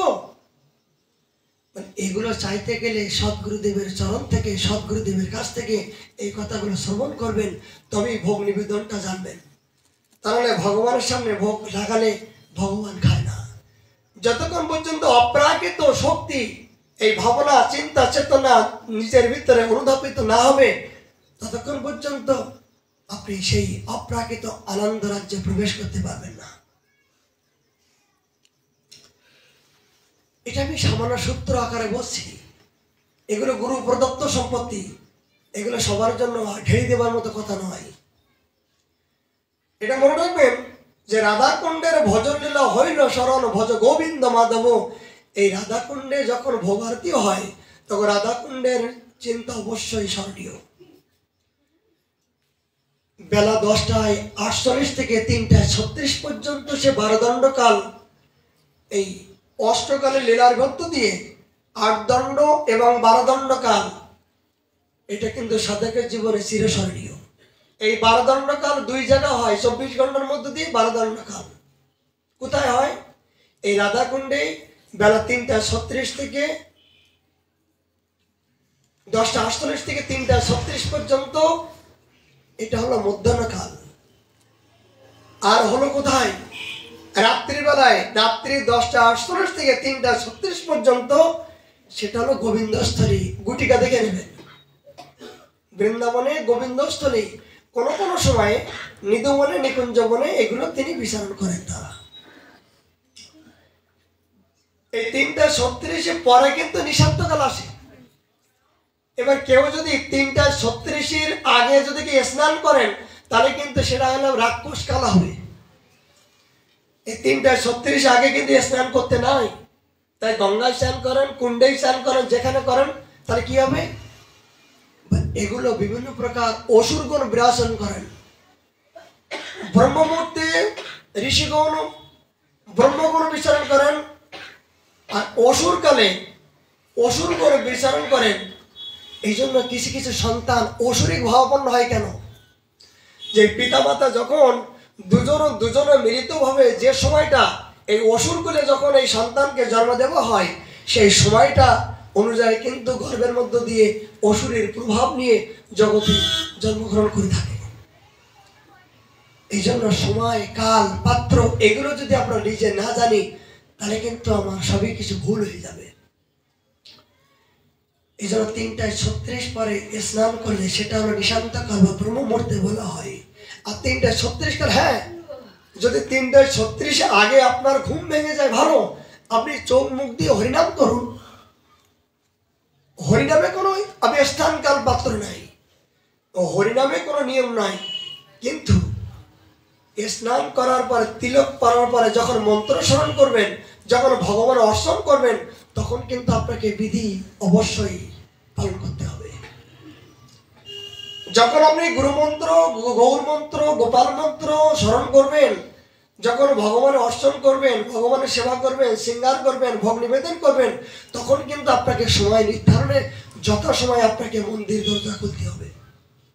এটা নয় যে ঠাকুর 4টের সময় শহরে গেল, হঠাৎ করে একজন বললো বাবা বাবা বাবা বাবা এইটা দেখ। 12টা থেকে 12:30 জোর একটাও যাবে না। বৃন্দাবনে কঠোর নিয়ম, 12টার থেকে 12:30টার মধ্য দিয়ে মন্দির বন্ধ করতে হবে। এই 12:30টার পরের থেকে বলে 3:30 জোর 4টের মধ্য দিয়ে আবার দরজা খুলতে হবে। এবার ভগবানের সুখের জন্য তো সাধকগণ ভজন করেন নাকি? ভগবানের সুখের জন্য তো ভগবানের 12:30টার পরে বিশ্রাম দেওয়া হলো। এবার বিশ্রাম দেওয়ার পরে হঠাৎ করে একটা সময় বলে বাবা বাবা বাবা আমাকে এই করো। মানে তাহলে ভগবানের সুখ দেওয়া হলো না কান ধরে উঠবাস করা হলো? ভগবানের সেবা হলো না ভগবানের কষ্ট দেওয়া হলো? এগুলো উৎপাতই কে বললাম, এগুলো আমাদের গোস্বামীগণ বলছে উৎপাত। এগুলো আউল বাউল মনোবৃত্তি ছাড়া কিছু নাই। জানতে হবে ব্রজের, এই জন্য বৃন্দাবনে না আসা পর্যন্ত ভজনের প্রকৃত ক্রম, ভজনের কঠোরতা, নির্দেশনা, এই বৃন্দাবনের আদর্শ যতক্ষণ পর্যন্ত না নেবেন ততক্ষণ পর্যন্ত আপনি প্রকৃত সত্যকে জানতে পারবেন না। আর একটা কথা বলতে ইচ্ছা হচ্ছে, আমাদের শুধু হরিকথা নয়, প্রকৃত এই জীবনে মনুষ্য জীবন হতে গেলে হরিকথা বললে, একটা লীলা কথা বললেই তো মানুষ চোখে জল আসবে, কিন্তু লীলা কথাগুলো শ্রবণ করার মতো পাত্র তো হওয়া চাই। সেই পাত্র হবার জন্য তাকে তৈরি হতে হবে, তৈরি করার জন্য ভজন করতে হবে। সেই ভজনটা কি? এই আমরা তো এই হরিনাম করছি, এত কিছু ভজন করছি, কিন্তু আনন্দ পাচ্ছি না কেন?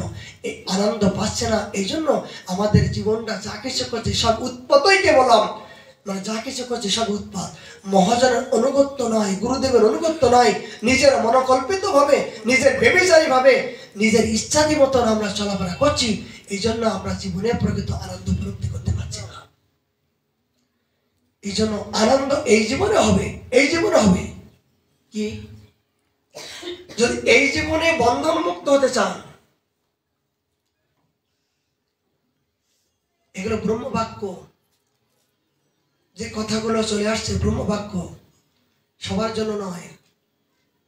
এই দাস গুরু মহারাজের পাশে থেকে যেগুলো পেয়েছি, যেগুলো দেখেছি, এই কথাগুলো আপনাদের সামনে বলতে ইচ্ছা হচ্ছে। এগুলো বলা কথা না, হাট বাজারের জন্য নয়, কিন্তু বলছে এই জন্য আমার নিজের সর্বস্ব যাই যাক, আমার নিজের ধর্ম, নিজের ভজন সাধন সর্ব যাই যাক, কিন্তু যদি আপনাদের জীবনে কোনো কল্যাণ হয় তবে আমি সার্থকতা মনে করব। এই কথাগুলো সবার জন্য বলার বলে নিজের শক্তি নষ্ট হয়। ভজনের একটা জিনিস আপনি মেনে চলতে পারেন, একটা জিনিস, সেটা কি? এই জীবনে যদি আমি প্রকৃত ভগবানকে পাওয়ার জন্য যদি আপনার ইচ্ছা হয়, সময়কে আপনাকে মূল্যায়ন করতে হবে। 1 নম্বর উপদেশ, সময়কে। খান্তি, অবর্তকাল, বিরক্তি, মানসন্নতা, একটা মুহূর্তকাল, একটা ক্ষণকাল সাধকের জীবনে একটা জীবন তার চলে যেতে শুরু করছে। যেমন আজকে হরিনাম চলছিল, 10 মিনিট উঠতে দেরি হয়েছে, কিন্তু এই 10 মিনিটের জন্য আমি এক জন্ম আমার বিফলে হতে চলেছিল। এই 10 মিনিটের মধ্য দিয়ে এই 10 মিনিটের কাজগুলো তাড়াতাড়ি কমপ্লিট, 1টা মিনিট যদি আমি নষ্ট করতাম, তাহলে আমার সময়টা, সাধকের জীবনে সময়টা বাধা থাকবে, রুল থাকবে যে আমার ব্রহ্ম মুহূর্ত থেকে সন্ধ্যা পর্যন্ত এই থেকে এই কাজ করব, এই থেকে এই কাজ করব। যদি নিজের জীবনকে যদি এই বন্দি কারাগারের মধ্য দিয়ে আপনি করতে পারেন, তবেই আপনি একদিন ঋষি, তপস্বী, ব্রহ্মর্ষি হতে পারবেন। এলোমেলো জীবনও হবে না। যখন বনের পাখিগুলো নিয়ে যখন খাঁচার ভিতরে ঢোকাবেন, ওই খাঁচার ভিতরে ঢোকানোর পরে যে বাক্য বলাবেন তাই বলবে, তাই তো বাবা? কিন্তু ওই পাখিগুলো আপনি ছেড়ে দিন, কোনোদিন আপনার পোষ মানবে না, কোনোদিন কথা শুনবে। ঠিক আপনার জীবনটা এই বন্দি কারাগারের মধ্যে যতক্ষণ পর্যন্ত গুরু অনুগত্যই আপনাকে নিজের জীবনকে রুল মাফিক না করতে পারবেন, ততক্ষণ পর্যন্ত আপনি প্রকৃত এলোমেলো অবস্থা বলে উৎপাতই। 1টা মিনিটের জন্য যদি আমি দেরি করতাম, দৌড়াচ্ছি, হঠাৎ করে দৌড়াচ্ছি, যেই দিকে গুরু মহারাজ বসে আছেন, যেই গেছে হঠাৎ করে গুরু মহারাজ উঠলো। 1টা মিনিট দেরি করলে গুরু মহারাজ দর্শন করতে পারতাম না এবং গুরু মা সেবার থেকে বঞ্চিত হতাম। তাহলে বলুন, এই জীবনে গুরু কৃপাই তো মূল্যবান। সেই গুরুদেবের যদি ব্রহ্ম মুহূর্তে দর্শন, জীবনে যদি যাদের সৌভাগ্য আছে ব্রহ্ম মুহূর্তে যদি গুরুদেবের দর্শন হয়, তাহলে তার ভগবানের কৃপা হয়ে গেছে। এই জীবনে যদি ব্রহ্ম মুহূর্তেই গুরুদেবের দর্শন করার মতো সৌভাগ্য হয়ে যায়, তার জীবনে সমস্ত সম্পত্তি তার হয়ে গেছে। এটাই অদম দাসের অনুভব। এই গুরুদেবকে দর্শন করার পরে, তারপরে তার আজ্ঞা নেওয়ার পরে, তারপরে গোবর্ধন পরিক্রমা, যা কিছু সারাদিনের সমস্ত নিয়ম শৃঙ্খলাগুলো এই দাসের চলতে হয়। এই শক্তিগুলো নিজের শক্তি নয় বাবা।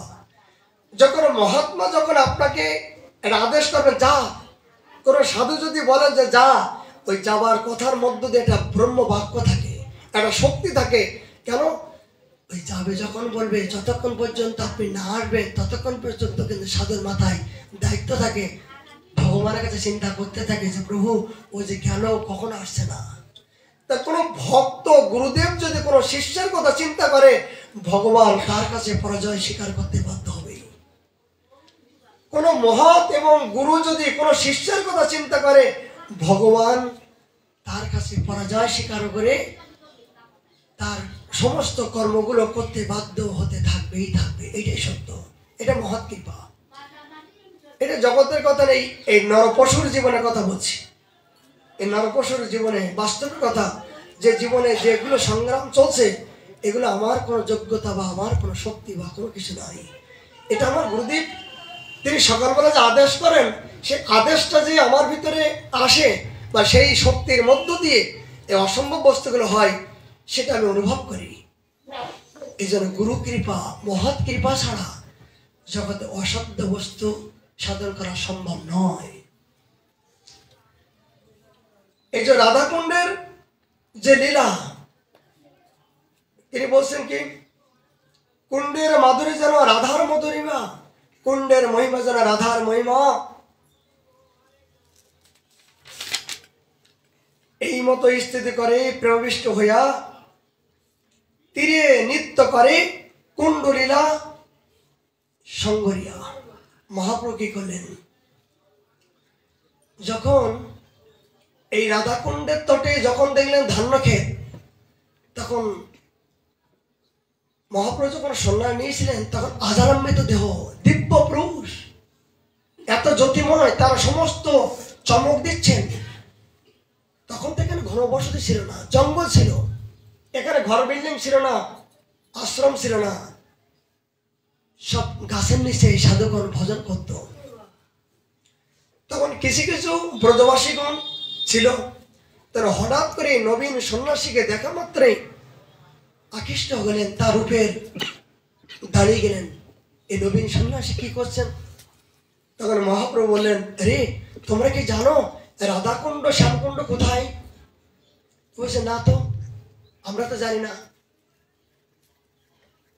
তখন মহাপ্রভু করলেন কি, ওই ধান খাতে গিয়ে তিনি জল মাথায় দিতে শুরু করলেন। ধান ক্ষেতের জল তিনি মাথায় দিয়ে যখন স্নান করতে শুরু করলেন, তখন ব্রজবাসী বললেন, এই সন্ন্যাসী পাগল হলো নাকি? পাগল হলো নাকি যে ধান ক্ষেতের মধ্যে জল দিচ্ছে কেন? এগুলো স্বাভাবিক না।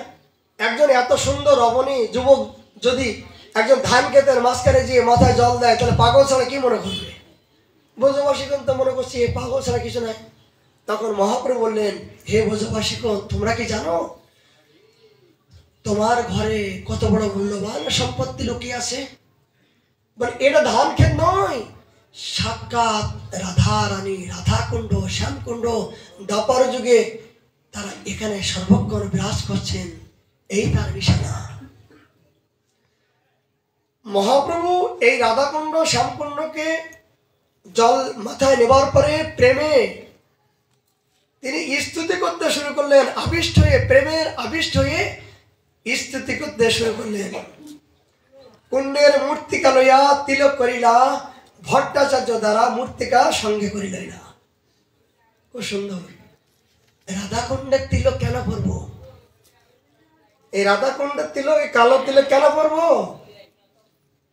স্বয়ং বিশ্ব জগতের পিতা, জগতের পিতা মহাপ্রভু, জগতের পিতা মহাপ্রভু, তিনি আজ এই রাধাকুণ্ডে তিলক ধারণ করে জগৎকে শিক্ষা দিচ্ছেন। বলল ভট্টকে, যা নাও ভট্টাচার্য, এই মূর্তিকা নিয়ে চলো সমস্ত গৌর দেশে, সমস্ত জগৎময় রাধা প্রেম, রাধা প্রেম দর্শন করলে যেন রাধা প্রেম হয়, দর্শন করলে যেন রাধা প্রেম হয়। বলেন কেন? বসে এই জড়জগতের সরকারের যখন পুলিশ অফিসার, আর্মি, বিভিন্ন প্রকার অফিসার আছে না, কিন্তু এগুলো কেমন করে বুঝবো? পোশাক দেখে বুঝতে পারবো যে পুলিশের পোশাক এইটা আর মিলিটারির পোশাক এইটা। রাধাকুণ্ডের তিলক কারা পরে?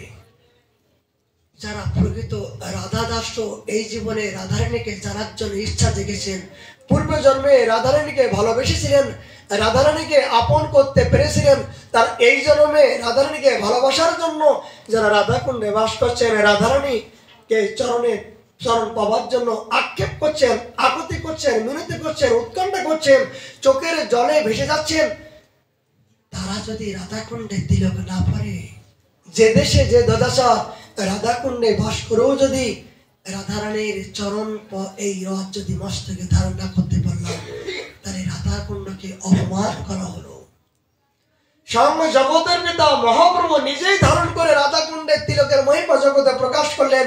আর আমি অধম নিকৃষ্ট জীব, ইহানো পবিত্র ভূমিতে বাস করু, আমি যদি সেই রাধাকুণ্ডের তিলককে আমি সম্মান না করি, তাহলে রাধাকুণ্ডকে আমি সম্মান করলাম, অপমান করলাম। কেন? যে দেশে যে দদাচার, বলে যে বাড়ি বাস করব সেই মালিকের কথা যদি আমি মেনে চলি, তাহলে অবশ্যই আমাকে কৃপা করবো নাকি? কিন্তু যে বাড়ি বাস করলাম, বলে আমি আপনাকে ভালোবাসি, বলে এইটা করো তো, বলে আমার সময় নাই, বলে তুমি যে আমাকে ভালোবাসি এটা করো তো, বলে আমার সময় নাই। এগুলো কপটতা, ছল ছাড়া আর কিছু নাই। এই জন্য যখন যারা ব্রজের বাইরে ছিল, তারা এই গোপী তিলক কোথা থেকে? দ্বারকা ঐশ্বর্যময়ী রুক্মিণী, সত্যভামা আদি দ্বারকার থেকে তাদের চরণ রস, তাদের এই কৃষ্ণ বিরহে যে চোখের জল পড়েছিল, ওই চোখের জল থেকে যে কুণ্ড হয়েছিল, সেই কুণ্ডের থেকে দ্বারকা রস। ঠিক আছে, কিন্তু বলুন তো, দ্বারকার কৃষ্ণ, মথুরার কৃষ্ণ, গোকুলের কৃষ্ণ আর বৃন্দাবনের কৃষ্ণ, সবই তো কৃষ্ণ, একই কৃষ্ণ, কিন্তু পার্থক্য কোথায়? বলে একই তো কৃষ্ণ, পার্থক্য কোথায়? একই তো কৃষ্ণ, ব্রজের কৃষ্ণ, দ্বারকার কৃষ্ণ, একই কৃষ্ণ, ভাবের তারতম্য। ভাবের তারতম্য, একই কৃষ্ণ, ভাবের তারতম্য। তিনি জগৎকে দেখাচ্ছেন যে আমি একই বহুদ্বিতীয়, আমি এক হয়ে বহু হতে পারে, এক হয়ে বিভিন্ন প্রকার ভাবান্তর হতে পারি। যেমন মথুরার কৃষ্ণ তিনি একাধিক করে কি করলেন, তিনি এই রাজগদ্দিতে বসে রাজার ভূমিকায় অভিনয় করে সবাইকে রাজ পরিচালনা করলেন। গোকুলের কৃষ্ণ কেমন, তিনি বাৎসল্যভাবে মায়ের কাছে কান ধরা দিয়ে তার কাছে পরাজিত হয়ে শাসিত হলেন, তাই তো বাবা? গোকুলের কৃষ্ণ মা যশোদার কাছে কান ডালা খেয়ে তার কাছে শাসিত হয়ে তিনি নিজেই বিশ্ব জগতের পিতা হয়েও তিনি ক্রন্দন করে জগতে দেখালেন যে আমি ভগবান হয়েও আমি ভগবান নয়, আমি মা আমাকে ভালোবেসেছিল বাৎসল্যভাবে, তাই আমি তার কাছে সেই নাটক করছি, শিশুর অভিনয় করছি।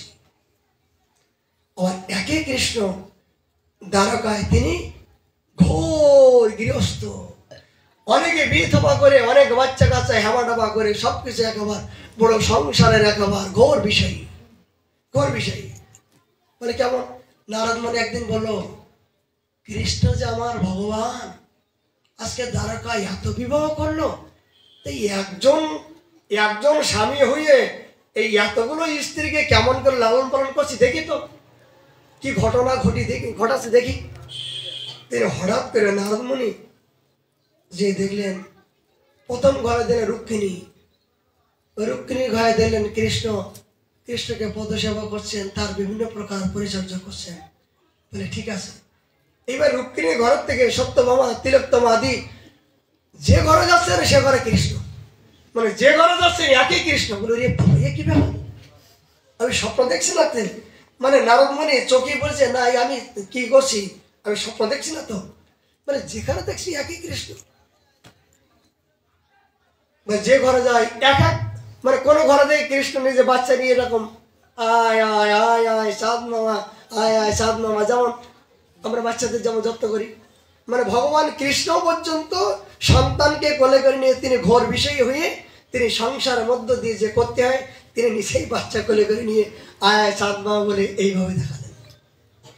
কোনো ঘরে গিয়ে তিনি নিজেই কর্ম করছেন, তিনি এরকম রান্না করছেন, কোনো ঘরে যে সবজি আমদানি করছেন, কোনো ঘরে যে খুন্তি আমদানি করছেন, এই বিবিধ প্রকার এই লীলাগুলো নারদ মুনি দেখছেন। বলছে কি প্রভু, জগতে অনেক লীলা, অনেক অবতার হয়েছ, কিন্তু হেন অবতার জগতে দেখি নাই, একই তুই এক দ্বিতীয়। ভগবান বলে নারদ, এটা তো আমার নাটক মাত্র, অভিনয় মাত্র, তুমি তো জানো আমি দ্বারকায় হয়েও এদেরকে মনোরঞ্জন না করলে তো এরা আমাকে ভালোবাসবে না। আমার গুরু মহারাজ বলেন, যে ঠাকুর যে ফুলে ভালোবাসে সেই ফুল দিয়ে সেবা করতে শেখো, তবেই জগতে তুমি মানুষ হতে পারবে। কারণ জগতে কেউ কারোর সাথে কারো মিল নাই, জগতে এক এক মানুষের মধ্যে একই ভাবনা, এই জন্য গুরু হওয়া বড় কঠিন বাবা। আমার গুরু মহারাজ হঠাৎ করে নিজে না খেয়ে না দিয়ে হঠাৎ করে শিষ্যরা যখন আসছে তাদেরকে তিনি বিশ্রাম করছেন, হঠাৎ করে উঠে সমস্ত তরি তরকারি মাখিয়ে নিজে খাচ্ছেন না, নিজে ক্ষুধা না দিয়ে সবাইকে দিচ্ছেন। দেখে মন রাগ হতো যে বাবা খাচ্ছে না, বাবা এখনো ক্ষুধার্ত, সবাইকে বাবা এটা খান, রাইট, চুপ কর। তুই যখন গুরু হবি তখন বুঝতে পারবি যে শিষ্যের কামড় কেমন, এই শিষ্যের কামড় কেমন, তুই যখন গুরু হবি তখন বুঝতে পারবি। সত্য তাই, বুঝতে পারবি। বলে নিজের সন্তানের চেয়েও শিষ্যের প্রতি আসক্ত হয় বেশি। কেন? যদি কোনো শিষ্য গুরুদেবের অনুগত হয়, শিষ্যের মতন শিষ্য হয়ে যদি গুরুদেবের অনুগত্যে ভজন করে, তখন সেই শিষ্য, সেই গুরুদেব সেই শিষ্যের জন্য নিজের জীবনকে দেবার জন্য তৈরি হয়। কেন? যে না, আমার অবর্তমানে সে ভজন করছে, প্রকৃত ভগবানকে প্রসন্নতা করার জন্য নিজের জীবনকে উৎসর্গ করে দিয়েছেন, তার জন্য আমি কেন করবো না, নিজের সুখকে বিসর্জন দিয়ে তার জন্য ছুটেন।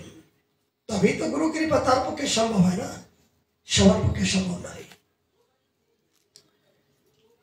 এই জন্য জগতে একই কৃষ্ণ, আজ একই কৃষ্ণ যখন বৃন্দাবনে আসলেন, তখন কৃষ্ণ স্টেশন ভগবান হয়েও তিনি আজ তার পিতার বলছে, কৃষ্ণ আমার জুতো জোড় নিয়ে তো। ভগবান জগৎকে দেখালেন যে বৃন্দাবনের কৃষ্ণের যে কি মহিমা, আমি নিরভিমান হয়ে আমি জগৎকে শিক্ষা দিয়েছি। এখানে আমাকে কেউ ভগবান বলে জানে না, বৃন্দাবনে কৃষ্ণকে কেউ ভগবান বলে জানে না। কেউ সখা, কেউ প্রিয়তমা, কেউ বন্ধু, প্রিয়সী, এই জাতীয় ভাবনা জানে। এই জন্য পিতার এই জুতোর জোড়া মস্তকে নিয়ে পিতার কাছে নিয়ে গেলেন। আর কি সুদাম বললেন, কৃষ্ণ আজকে আমরা এমন খেলা করব, এই খেলায় যদি হেরে যায় সে কিন্তু ঘাড়ে করে নিয়ে আমাদেরকে নিয়ে যেতে হবে, কান ধরে ঘাড়ে করে নিয়ে চড়তে হবে। ভগবান বলেন, আমি তৈরি আছি। আজ ব্রজের ভগবান বললেন, শ্রীধাম সারা জীবন তো তোরা আমাকে ভালোবাসলি, কিন্তু আমি তো তোদের ভালোবাসতে পারলাম না। এই সুযোগে যদি তোদের একটু ভালোবাসা দিতে পারি তবেই সার্থকতা হবে। কি করলেন? এই সুধা মধুমঙ্গ ছিল ভগবানের নিতান্ত নিজজন অন্তরঙ্গ বন্ধু। যখন ভগবান নিজের স্বেচ্ছাকৃত হেরে গেলেন, এই হেরে যাওয়ার পরে কি করলেন জানেন? একটা অপূর্ব লীলা মনে আসলো।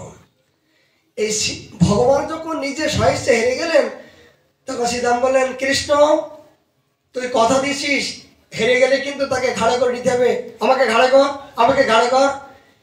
কৃষ্ণ বললেন, শ্রীদাম আমি তোকে ঘাড়ে করার জন্য তো আমি নিজেই স্বেচ্ছায় হেরে গেলাম।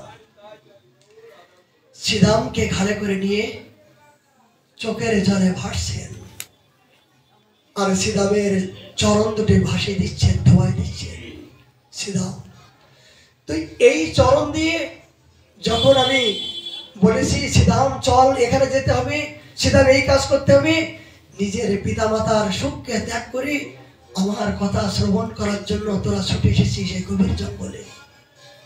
ক্ষুধার্ত অবস্থায় মায়ের স্নেহ মমতা একবারও তাদের প্রতি, তাদের কথা না শুনে আমার কথায় তোরা ছুটে এসেছিস, এইটুকু না বলল আমাকে তোরা প্রাণ থেকে এত ভালোবেসেছিস, এই ভালোবাসার প্রতিদান তোদেরকে কি দেব? আমার দেওয়ার ক্ষমতা নাই। ভগবান সেই শ্রীদামের ভালোবাসার প্রতিদান স্বরূপ ভগবান নিজেই ক্রন্দন করে শ্রীদামের এই দুই পা ধোয়া দিচ্ছেন। শ্রীদাম বললেন, কৃষ্ণ কিরে পায়ে জল লাগছে কেন? ভগবান বললেন, ও কুয়াশা, সকালবেলা কুয়াশার পাতা তো ভিজে গেছে, সেই কুয়াশার পাতার জল পড়ছে তাই। এদিকে ভগবানের চোখের জল টপ টপ করে পড়তে শুরু করলো শ্রীদামের এই তার চরণ ধোয়ার জন্য। আর মনে মনে ভগবান প্রার্থনা করলেন, শ্রীদাম এই জীবনে তোরা আমার জন্য কত কিছু করলি, কিন্তু আমার তো তোদের জন্য করতে ইচ্ছা হয়। তোরা যে আমাকে ভালোবেসেছিস, এই জগতে এই জাতীয় ভালোবাসা জগতে স্বয়ং লক্ষ্মী দেবী পর্যন্ত, স্বয়ং ব্রহ্ম পর্যন্ত আমার এই ভালোবাসা প্রতিদান কেউ দিতে পারি নাই। এই জন্য আমি তোদের কাছে পরাজয় হয়ে, আমি রাখাল হয়ে তোদের পিছনে পিছনে ছুটি। এই সুদাম তোদেরকে কি প্রতিদান দেবো জানিস? তোদের ভালোবাসার কাছে তোদের ঋণ পরিশোধ করার জন্য আমি চুরি করে গভীর রাত্রে যেয়ে আমি মাখন ননি দুগ্ধ চুরি করে তোদেরকে ডেকে বলেছি সীতামাই বলে এই নিজেই এই দধি দুগ্ধ মাখন তোদেরকে খাওয়াইছি। পরিণাম কি হলো? পরিণামে আমাকে ধরে আমাকে শাসন করলো, অপমান করলো, তাতে দুঃখ নাই, কিন্তু তোরা তো শান্তি পালি, তোদের তো সেবা করতে পারলাম, তোদের তো ঋণ শোধ করার মতন ক্ষমতা নাই। সুদাম তোরা যে আমার জন্য কত কিছু করেছিস, আমার তো কিছু করতে ইচ্ছা হয়। কিছুক্ষণ পরে যখন ভগবান শ্রীধামকে নামালেন, তখন চোখ ভরা জল দেখলেন। শ্রীরাম কৃষ্ণের চোখের জল দেখে বললেন, কানাই কানাই, কে রে, কাঁদছিস কেন? কিছু হারিয়েছি বল, কি হলো তোর? না রে শ্রীরাম, আমি কাঁদছি কেন জানিস? আমি কাঁদছি এই জন্য, তোরা তো আমার জন্য অনেক কিছু করলি, কিন্তু আমি তো সারা জীবন তোদের জন্য কিছু করতে পারলাম না, কিছুই করতে পারলাম না। তাই আমার এই পাপিষ্ঠ চোখের জল দিয়ে তোদের এই চরণটা ধুয়ে দিলাম, যদি কোনোদিন তোদের ঋণ শোধ হয়। তখন শ্রীরাম বললেন, কানাই, তোর আমাদেরকে কেন পাপী করছিস? এই জীবনটা তো তোর সুখের জন্য না, জানিস? সারা জীবন নিজের মা আমাকে কতবার বাধা সৃষ্টি করছে, এত সকালবেলা যেতে হবে না, এটা কিছু নিয়ে যা। আমার মা রান্ধন করতে দেরি হয়, কিন্তু নিজের মা রন্ধন আমরা নিয়ে আসিনি। তোর যখন বাঁশির শব্দ শুনতে পাই, তখন আমার নিজের মার কথাগুলো, নিজের বাবার কথাগুলো পর্যন্ত সব পরিত্যাগ করে তোর বাঁশির শব্দ শুনে আমরা ছুটে আসি। খালি পাই, কিছু নিলাম, কিছু খেলাম, নিজের সুখের জন্য কোনোদিন একবারও চিন্তা করিনি। শুধু তোর সুখ কি করে হয়, তুই কেমন করে সুখী হবি, সেই জন্য ছুটে আসি। জানিস কানাই, যেদিন তোকে একদিন না দেখতে পাই, সেদিন মনে হয় আজকের দিনটা আমাদের ব্যর্থ হয়ে গেল। এই জন্য ছুটে আসার কারণ কি? তোর এই বদন যখন দেখি শত দুঃখের মধ্যে থাকলো, যেন তোর মুখটা দেখলে মনে হয় যেন আমার সমস্ত দুঃখগুলো আমার সব চলে গেছে, সব চলে গেছে। এই জন্য তোর কাছে ছুটে আসি। এই ব্রজের কৃষ্ণের স্বভাব, এই সূক্ষ্ম ভাবের স্বভাব কি মথুরায় পাবেন? এর সূক্ষ্ম ভাবের রস কি গোকুলে পাবেন? এর বৃন্দাবনের রস কি আপনি দ্বারকায় পাবেন? কদাপি নয়। এই শ্রীধাম সুদাম যখন কৃষ্ণ বৃন্দাবন থেকে রথে উঠছেন, তখন শ্রীধাম সুদামন কেঁদে বসছিল, কৃষ্ণ, সারা জীবন তুই কি অভিনয় করলি আমাদের সাথে? একবার কি আমাদের কথা তোর মনে পড়ছে না? কে আমাদের মাখন খাওয়াবে? কে আমাদেরকে চুরি করে আমাদেরকে কে বল, এই শ্রীরাম তুই নে, এই বলরাম তুই নে? কে বলবে? আমাদের আহাওয়ালা তো আর কেউ থাকবে না, আহাওয়ালা তো আমাদের আর কেউ থাকবে না। কৃষ্ণ, কানাই, তুই সেদিনের কথা কি একবার ভুলে গেলি? আমরা কাদের কাছে আদর করবো, কাদের কাছে এই প্রাণ খুলে বলবো যে কানাই আমার ক্ষুধা লাগছে, কানাই আমাকে কিছু খেতে দে? আর শোনার মতো কেউ নাই, আর বলার মতো কেউ ব্যক্তি নাই। সমস্ত ব্রজের রাখাল বালকগণ কৃষ্ণের কাছে এই বিলাপ করছিল, কানাই, তুই যে আমাদের এই ভালোবাসা ছলনা করে আমাদের রেখে চলে যাচ্ছিস, তোর কি একবারও সেদিনের কথা মনে উঠছে না? তোর কি একবারও কি সেদিনের কথা ভুলে গেছিস? তুই কি তাহলে সারা জীবন অভিনয় করলি? কৃষ্ণকে দেখে দে বলছেন, শ্রীধাম, এসো ধাম, তোদের কাছে ঋণ আমি সারা জীবনই থাকবো, এর ঋণ শোধ করার মতো সামর্থ্য নাই, উপায় তো নাই, আমার কর্তব্য করতে হবে।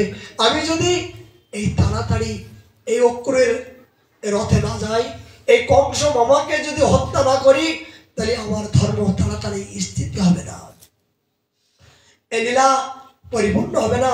জগতে আমি আমার ধর্মকে স্থাপন করার জন্য আমাকে আসতে হয়েছে, আমাকে তো যেতেই হবে। শ্রীধাম, শোন, আমি কথা দিলাম, আমি বৃন্দাবন পরিত্যাজ্যম, আমি বৃন্দাবনের বাইরে কদাপিও যাব না। আমি বৃন্দাবনে তোদের ভালোবাসা, তোদের স্নেহ মমতার কাছে আমি সারা জীবন ঋণী, পরাজিত হয়ে থাকবো। সত্য তো ছিল। ভগবান মথুরায় আসলেন বটে, কিন্তু রাস পঞ্চাধ্যায় দেখবেন শ্রীমতী রাধারানী যখন বিলাপ করছিলেন, হা কানাই, হে প্রাণনাথ, তুমি আমাদের ছেড়ে চলে গেলে, একবার কি হতভাগীদের কথা মনে নাই? এই কুলাঙ্গারের কথা কি মনে নাই? সারা জীবনকে তুমি আমাদের নিয়ে ছল করলে, অভিনয় করলে, এই দেহটা দিয়ে তুমি কি, এই মনটা দিয়ে তুমি কি ছল করলে কানাই? এই বিলাপ করতে যখন শুরু করছিলেন, কাঁটার উপরে বসে ভগবান নিজেই তিনি এসে রাধারানীকে ধরে নিয়ে অন্য জায়গায় স্থানান্তরিত করতে শুরু করলেন। তিনি তিনি রাজপঞ্চাদ দেয় দেখালেন, রাধে আমি যে তোমাদের ছায়া স্বরূপ সর্বক্ষণ আসি ছিলাম, যুগে যুগে থেকে এসছি, তুমি চিন্তা করে দেখো তো, তুমি যখন ওই কুঞ্জে ওই কাঁটার উপরে তুমি দগ্ধ হতে, তোমার সমস্ত শরীরে ওই কাঁটার আঘাতে রক্ত ঝরছিল, তখন আমার দেখে দুঃখ লাগছিল, তাই আমি নিজেই কোলে করে নিয়ে হাতে করে নিয়ে আমি অন্য জায়গায় তোমাকে রেখেছিলাম। তোমার কি একটু অনুভব হয় না? বলো রাধে, এ কথা কি তোমার মনে হয়? রাধারানী তখন হ্যাঁ তাই, এইটা তো মনে হয়েছিল বটে, কিন্তু আমি বুঝতে পারিনি যে কি কে করলো। আমি কেন? ভগবান বলেন এই জন্য যে আমার ভক্তের কাছে আমি সর্বক্ষণ পরাজয় স্বীকার করি। যখন আমাকে ভজন করে আমি তার ভজন করি, কোন ভক্ত যখন আমার ভজন করে আমি তার ভজন করার জন্য আমার যে কতটুকু ব্যাকুলতা হয়, এ ভক্ত তোরা জানিস না যে আমাকে ছাড়া জগতে কিছু জানে না, বোঝে না, যে আমার ভক্ত হয়ে সারা জীবন সর্বস্ব ত্যাগ করে সমস্ত দুঃখকে সুখ মনে করে আমার চরণে আত্মসমর্পণ করছেন, তার পাশে যে আমি সর্বক্ষণ চিরকাল ভাবে ছায়া স্বরূপ অপেক্ষা করছি, সেটা একমাত্র ভক্তগণ অপেক্ষা করবে। এটা অনুভব করুন। যারা ভক্তি জগতে কিঞ্চিত পরিমাণে ভজন করছেন তাদের জীবনে এটা অনুভব কথা বলি, এটাই দেখবেন কোনো কোনো সময় এমন এক কোনো বিপদে পড়ে গেলেন, কোন সংকট আসলো, কিন্তু এই সংকট এমন এক সংকট যে আপনার এই সংকট থেকে উদ্ধার হবার কোনো গতি নাই, কিন্তু ভগবানের চরণে আশ্রয় গ্রহণ করার পরে যখন আপনি সেই সংকটে আপনি হাজির হলেন, দেখবেন বিশাল বড় সংকটটা ছোট হয়ে কখন চলে গেল আপনি বুঝতে পারবেন না। এই অনুভবের বস্তু সবার জন্য নয়।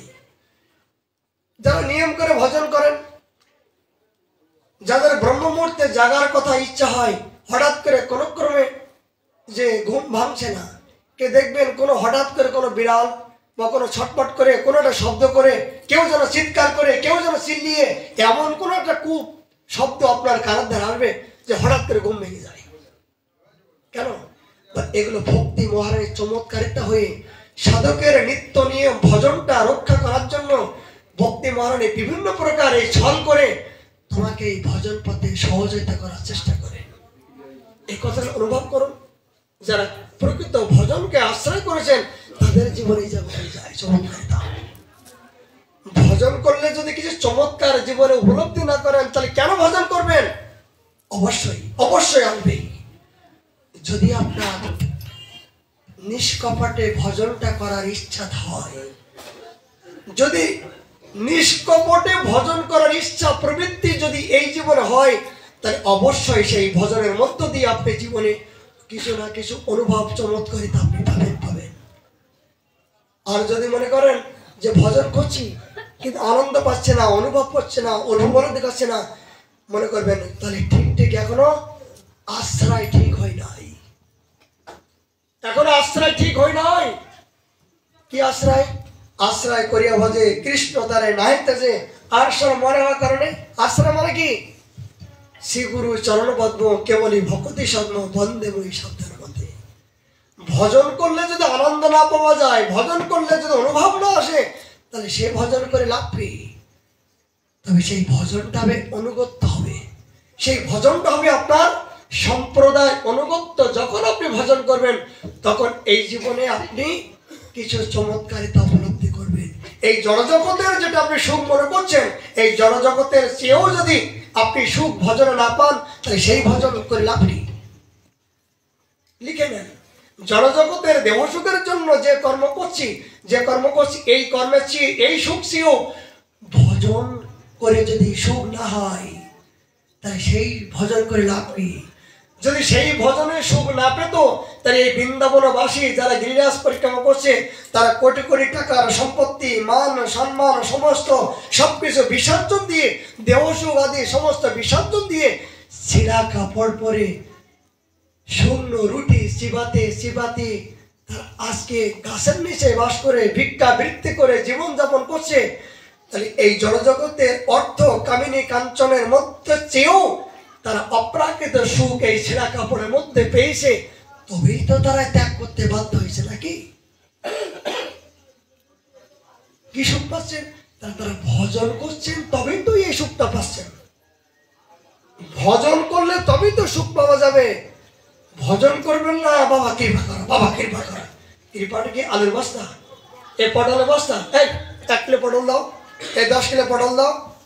সাবধান, এই জাতীয় কপটতা নিয়ে সাধুর কাছে কৃপা চাইতে হবে না। গুরুদেবের কাছে, সাধুর কাছে কৃপা চাবার বস্তু নয়, এগুলো অপ্রাকৃত বস্তু। সাধু তোমাকে দেখে বুঝতে পারবে যে তোমার প্রকৃত কৃপা নেবার সময় হয়েছে। সাধুর যখন দয়া হবে তখন তোমার কাছে চাইতে হবে না, অযাচিত ভাবে সাধু তোমার পাশে যাবে কৃপা দেবার জন্য। তারা ভরিজন জগতে এসছেন জগতে দেবার জন্য। সাধু গুরু বৈষ্ণব তারা জগতে দেবার জন্য, কৃপা দেবার জন্য এসেছেন। তারা দাতার শিরোমণি। তবে কোথায় দেবে? পাত্র তো চাই। পাত্র যদি না হয় কৃপা দেবে কোথায়? বাঘের দুধ কিন্তু সব পাত্রে রাখা যায় না। বাঘের দুধ যদি লোহার পাত্রে, তামার পাত্রে রাখা হয় তাহলে কিন্তু ওর শক্তির প্রভাবে নষ্ট হয়ে যাবে। এই জন্য বাঘের দুধ রাখতে গেলে কোথায়? সোনার পাত্রে। এই সোনার পাত্রে যতক্ষণ পর্যন্ত দুধ না রাখবে ততক্ষণ হচ্ছে শক্তি রাখবে না। ঠিক গুরু প্রদত্ত সম্পত্তি, মহতের কৃপা, সাধুর কৃপা, এটা হলো পাত্র চাই। দেবার মতো পাত্র যদি হয়ে যান, বলে তার কাছে বলে গুরুদেবের কৃপা করো। মানে কৃপাটা ওই দিনকে করেছে যেদিনকে তোমার কর্ণে বীজ মন্ত্র যাপন করেছেন, ওই দিনকে কৃপা করেছেন। কেন? বলে কৃপা কি? আচ্ছা বলে আমার কৃপা কি? একটা ধানের বীজ রোপণ করা হলো। আর একটা ধানের বীজ রোপণ করার পরে কতগুলো ধান হচ্ছে বলুন তো? হাজার হাজার ধান হচ্ছে না? একটা ধানের থেকে কতগুলো শীষ হচ্ছে? অনেক শীষ হচ্ছে। এবং একটা একটা ধানের মধ্য দিয়ে হাজার হাজার ধান হচ্ছে। মানে কি? গুরুদেব কৃপা করে একটা বীজ বপন করছেন মাত্র। শ্রী গুরু চরণ পদ্ম, শ্রী গুরুদেব করুণা করে কর্ণে করে বীজ বপন করছেন। ওই বীজটা যত তুমি নাড়াচাড়া করবা তত আরো বৃদ্ধি হবে। এই শত সহস্র হাজার কোটি কোটি কোটি কোটি কৃপা স্বরূপ, কৃপার সমুদ্র হয়ে তুমি একজন ভুরিজ নিয়ে জগৎময় ব্রহ্মাণ্ড তারিতে শক্তি ধারে জোরে জোরে এ বেদ ও প্রাণে গাই বাজিবা শুনে। এই কৃপা শক্তি তোমার ভিতরে প্রকাশ হতে হতে অনেক বৃহৎ ভাবে প্রকাশিত শুরু হবে। কিন্তু সেই শক্তিগুলো বীজ বপন করার পরে আমি সেগুলো কি করলাম? আমি সেগুলো সিঞ্চন করছি না, জল দিচ্ছি না, পরিচর্যা করছি না, অনুগত্য চলছে না, আদেশ পালন করছি না। বলে তাহলে কি কোনোদিন? আচ্ছা এই বীজ, ধানের বীজ বপন করলেন, সেটা যদি আপনি ঘাস আগাছা হলো, সেগুলো সার না দিলেন, জল না দিলেন, তাহলে কি ওই ধানের বীজটা কি আপনার অঙ্কুরিত হবে? তাহলে কি আপনার ধানের শীষ হবে? ঠিক এসছি জগতে দৃষ্টান্ত আর কোনো কিছু নাই। শ্রী গুরুদেব তো একটাই বীজ বপন করলো। ওই একটা বীজ থেকে কোটি কোটি বীজ হয়ে কোটি কোটি কৃপা আপনার ভিতরে আসবে, শক্তি আসবে, চিন্ময় শক্তি আসবে, পরম শক্তি আসবে, অপ্রাকৃত শক্তি আসবে। তখন আপনার পক্ষে অসাধ্য বস্তু সাধন হবে। যেগুলো জগতের মানুষ করতে পারে না সেগুলো আপনার পক্ষে করা সম্ভব হবে। সেটা কি? গুরু কৃপায়, মহৎ কৃপায় একমাত্র অসাধ্য বস্তু সাধন হবে। এই জন্য রাধাকুণ্ড হলো, মহাপ্রভু বলেন রাধাকুণ্ডের তিলক অবশ্যই ধারণ করার কর্তব্য। আমি যে রাধারানীকে ভালোবাসি তার প্রথম প্রমাণ কি? আমি যে রাধা দাস্য, আমি রাধারানীকে ভালোবাসি তার প্রথম প্রমাণ কি? এই রাধাকুণ্ডের তিলক। মহাপ্রভু এটাই বললেন, কুণ্ডের মূর্তিকা লইয়া তিলক করিলা ভট্টাচার্য দ্বারা মূর্তিকা সঙ্গে করিলা। ভট্টাচার্যকে বললেন নাও এটা, এই কুণ্ডের মূর্তিকা সবাইকে দেবে, গৌর দেশের সবাইকে রাধাময় করে দেবে। এ দেখা মাত্রই সবার রাধা প্রেম হবে, দেখা মাত্রই সবার রাধাগত প্রাণ হয়ে যাবে। তাহলে মহাপ্রভু এখান থেকে রাধা প্রেম সমস্ত গৌর দেশে বিচরণ করছেন, আর সেখানে বাস করেও এখনো পর্যন্ত রাধা প্রেমের আমি নেবার চেষ্টা করছি না, তা আমার মতো মহামূর্খ আছে। তাহলে জগতের কথা বলে গুরুদেব যদি কেউ বলে, কোনো গুরুদেব যদি বলে রাধাকুণ্ডের তিলক করো না, মানে গুরুদেব আমাদের একমাত্র গৌড়ীয় বৈষ্ণবের মধ্য দিয়ে আরাধ্য দেবতা কি? হরি বলবো আর মদন মোহন হেরিব গো, এই নামে পেয়ে ব্রজের পথে চলবো গো, যাবো গো ভজনদের প্রো, হব গোপিকার নুপুর।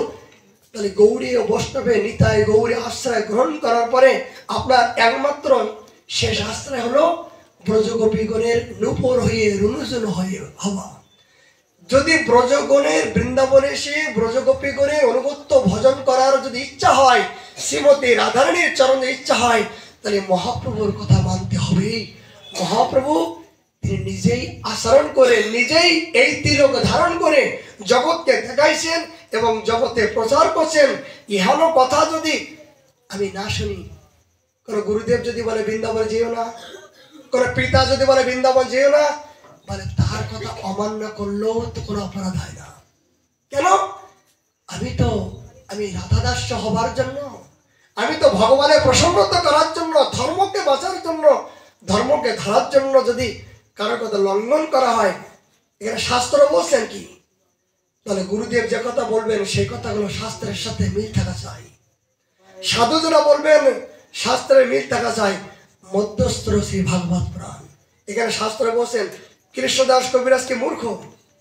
তিনি জানতেন না? এই কৃষ্ণদাস কবিরাজ কলম বলছেন যে কুণ্ডের মূর্তিকা লয়া তিলক করিলা, ভট্টাচার্য দ্বারা মূর্তিকা সঙ্গে করিলা, তবে চলি আইলা প্রভু সুমন সরোবর, তাহা গোবর্ধন দেখি হইলা বিহবল। এই রাধাকুণ্ডের তিলক নিয়ে এই ব্রাহ্মণ পুটলিতে করে নিয়ে গৌর দেশে গিয়ে রাধাময় তিলক করলেন, দিলেন মহাপ্রভু। আচ্ছা, সন্ন্যাসী হবার করে কিন্তু মহাপ্রভু তিলক পারেন না, পড়তেন না। এটা সুন্দর। যখন মহাপ্রভু বৃন্দাবন আসলেন তিনি সন্ন্যাসী, নবীন সন্ন্যাসী অবস্থায় তার কপালের তিলক ছিল না, কিন্তু রাধাকুণ্ডের তিলক নিজে ধারণ করে জগৎকে রাধাকুণ্ডের মহিমা, রাধাকুণ্ডের তিলকের মহিমা, রাধাকুণ্ডের এই যে গোপীপদের মহিমা, রাধারানীর চরণের মহিমাগুলো তিনি নিজেই প্রকাশ করে জগৎকে চোখে আঙুল দিয়ে শিক্ষা দিলেন। তা না, এই জন্য তো গৌরী বৈষ্ণবে রাধাকুণ্ডের প্রাণ। রসিক রসের বৃন্দাবন অন্য জায়গায় আমাদের লিপ্ত হতে চলেছে, কিন্তু রাধাকুণ্ডে এত পাওয়ার কেন, এত সুপ্রিম পাওয়ার কেন? মহাপ্রভু নিজের হাতে স্থাপিত সম্প্রদায়।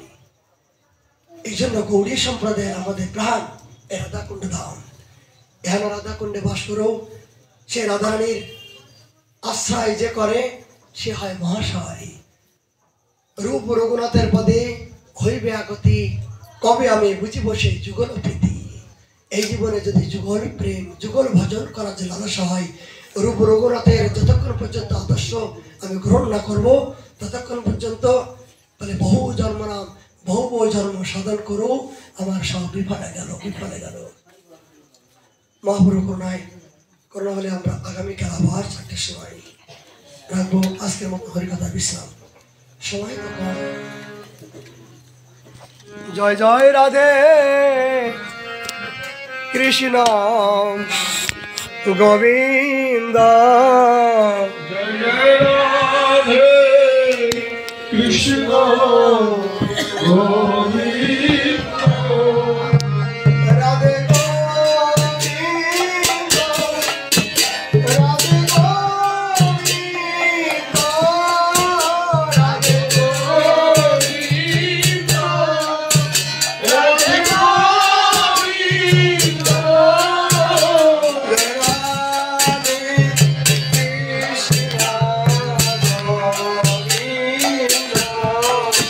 জয় রাধে কৃষ্ণ গোবিন্দ, জয় জয় শ্যাম সুধা বৃন্দাবন চন্দ্র, জয় জয় শ্যাম সুন্দর মদন মোহন বৃন্দাবন চন্দ্র, জয় জয় রাধা রমন রসে বিহারী শ্রী গোকুল নন্দ, জয় জয় রাধা রমন রসিক হরি শিব গোকুল নন্দ,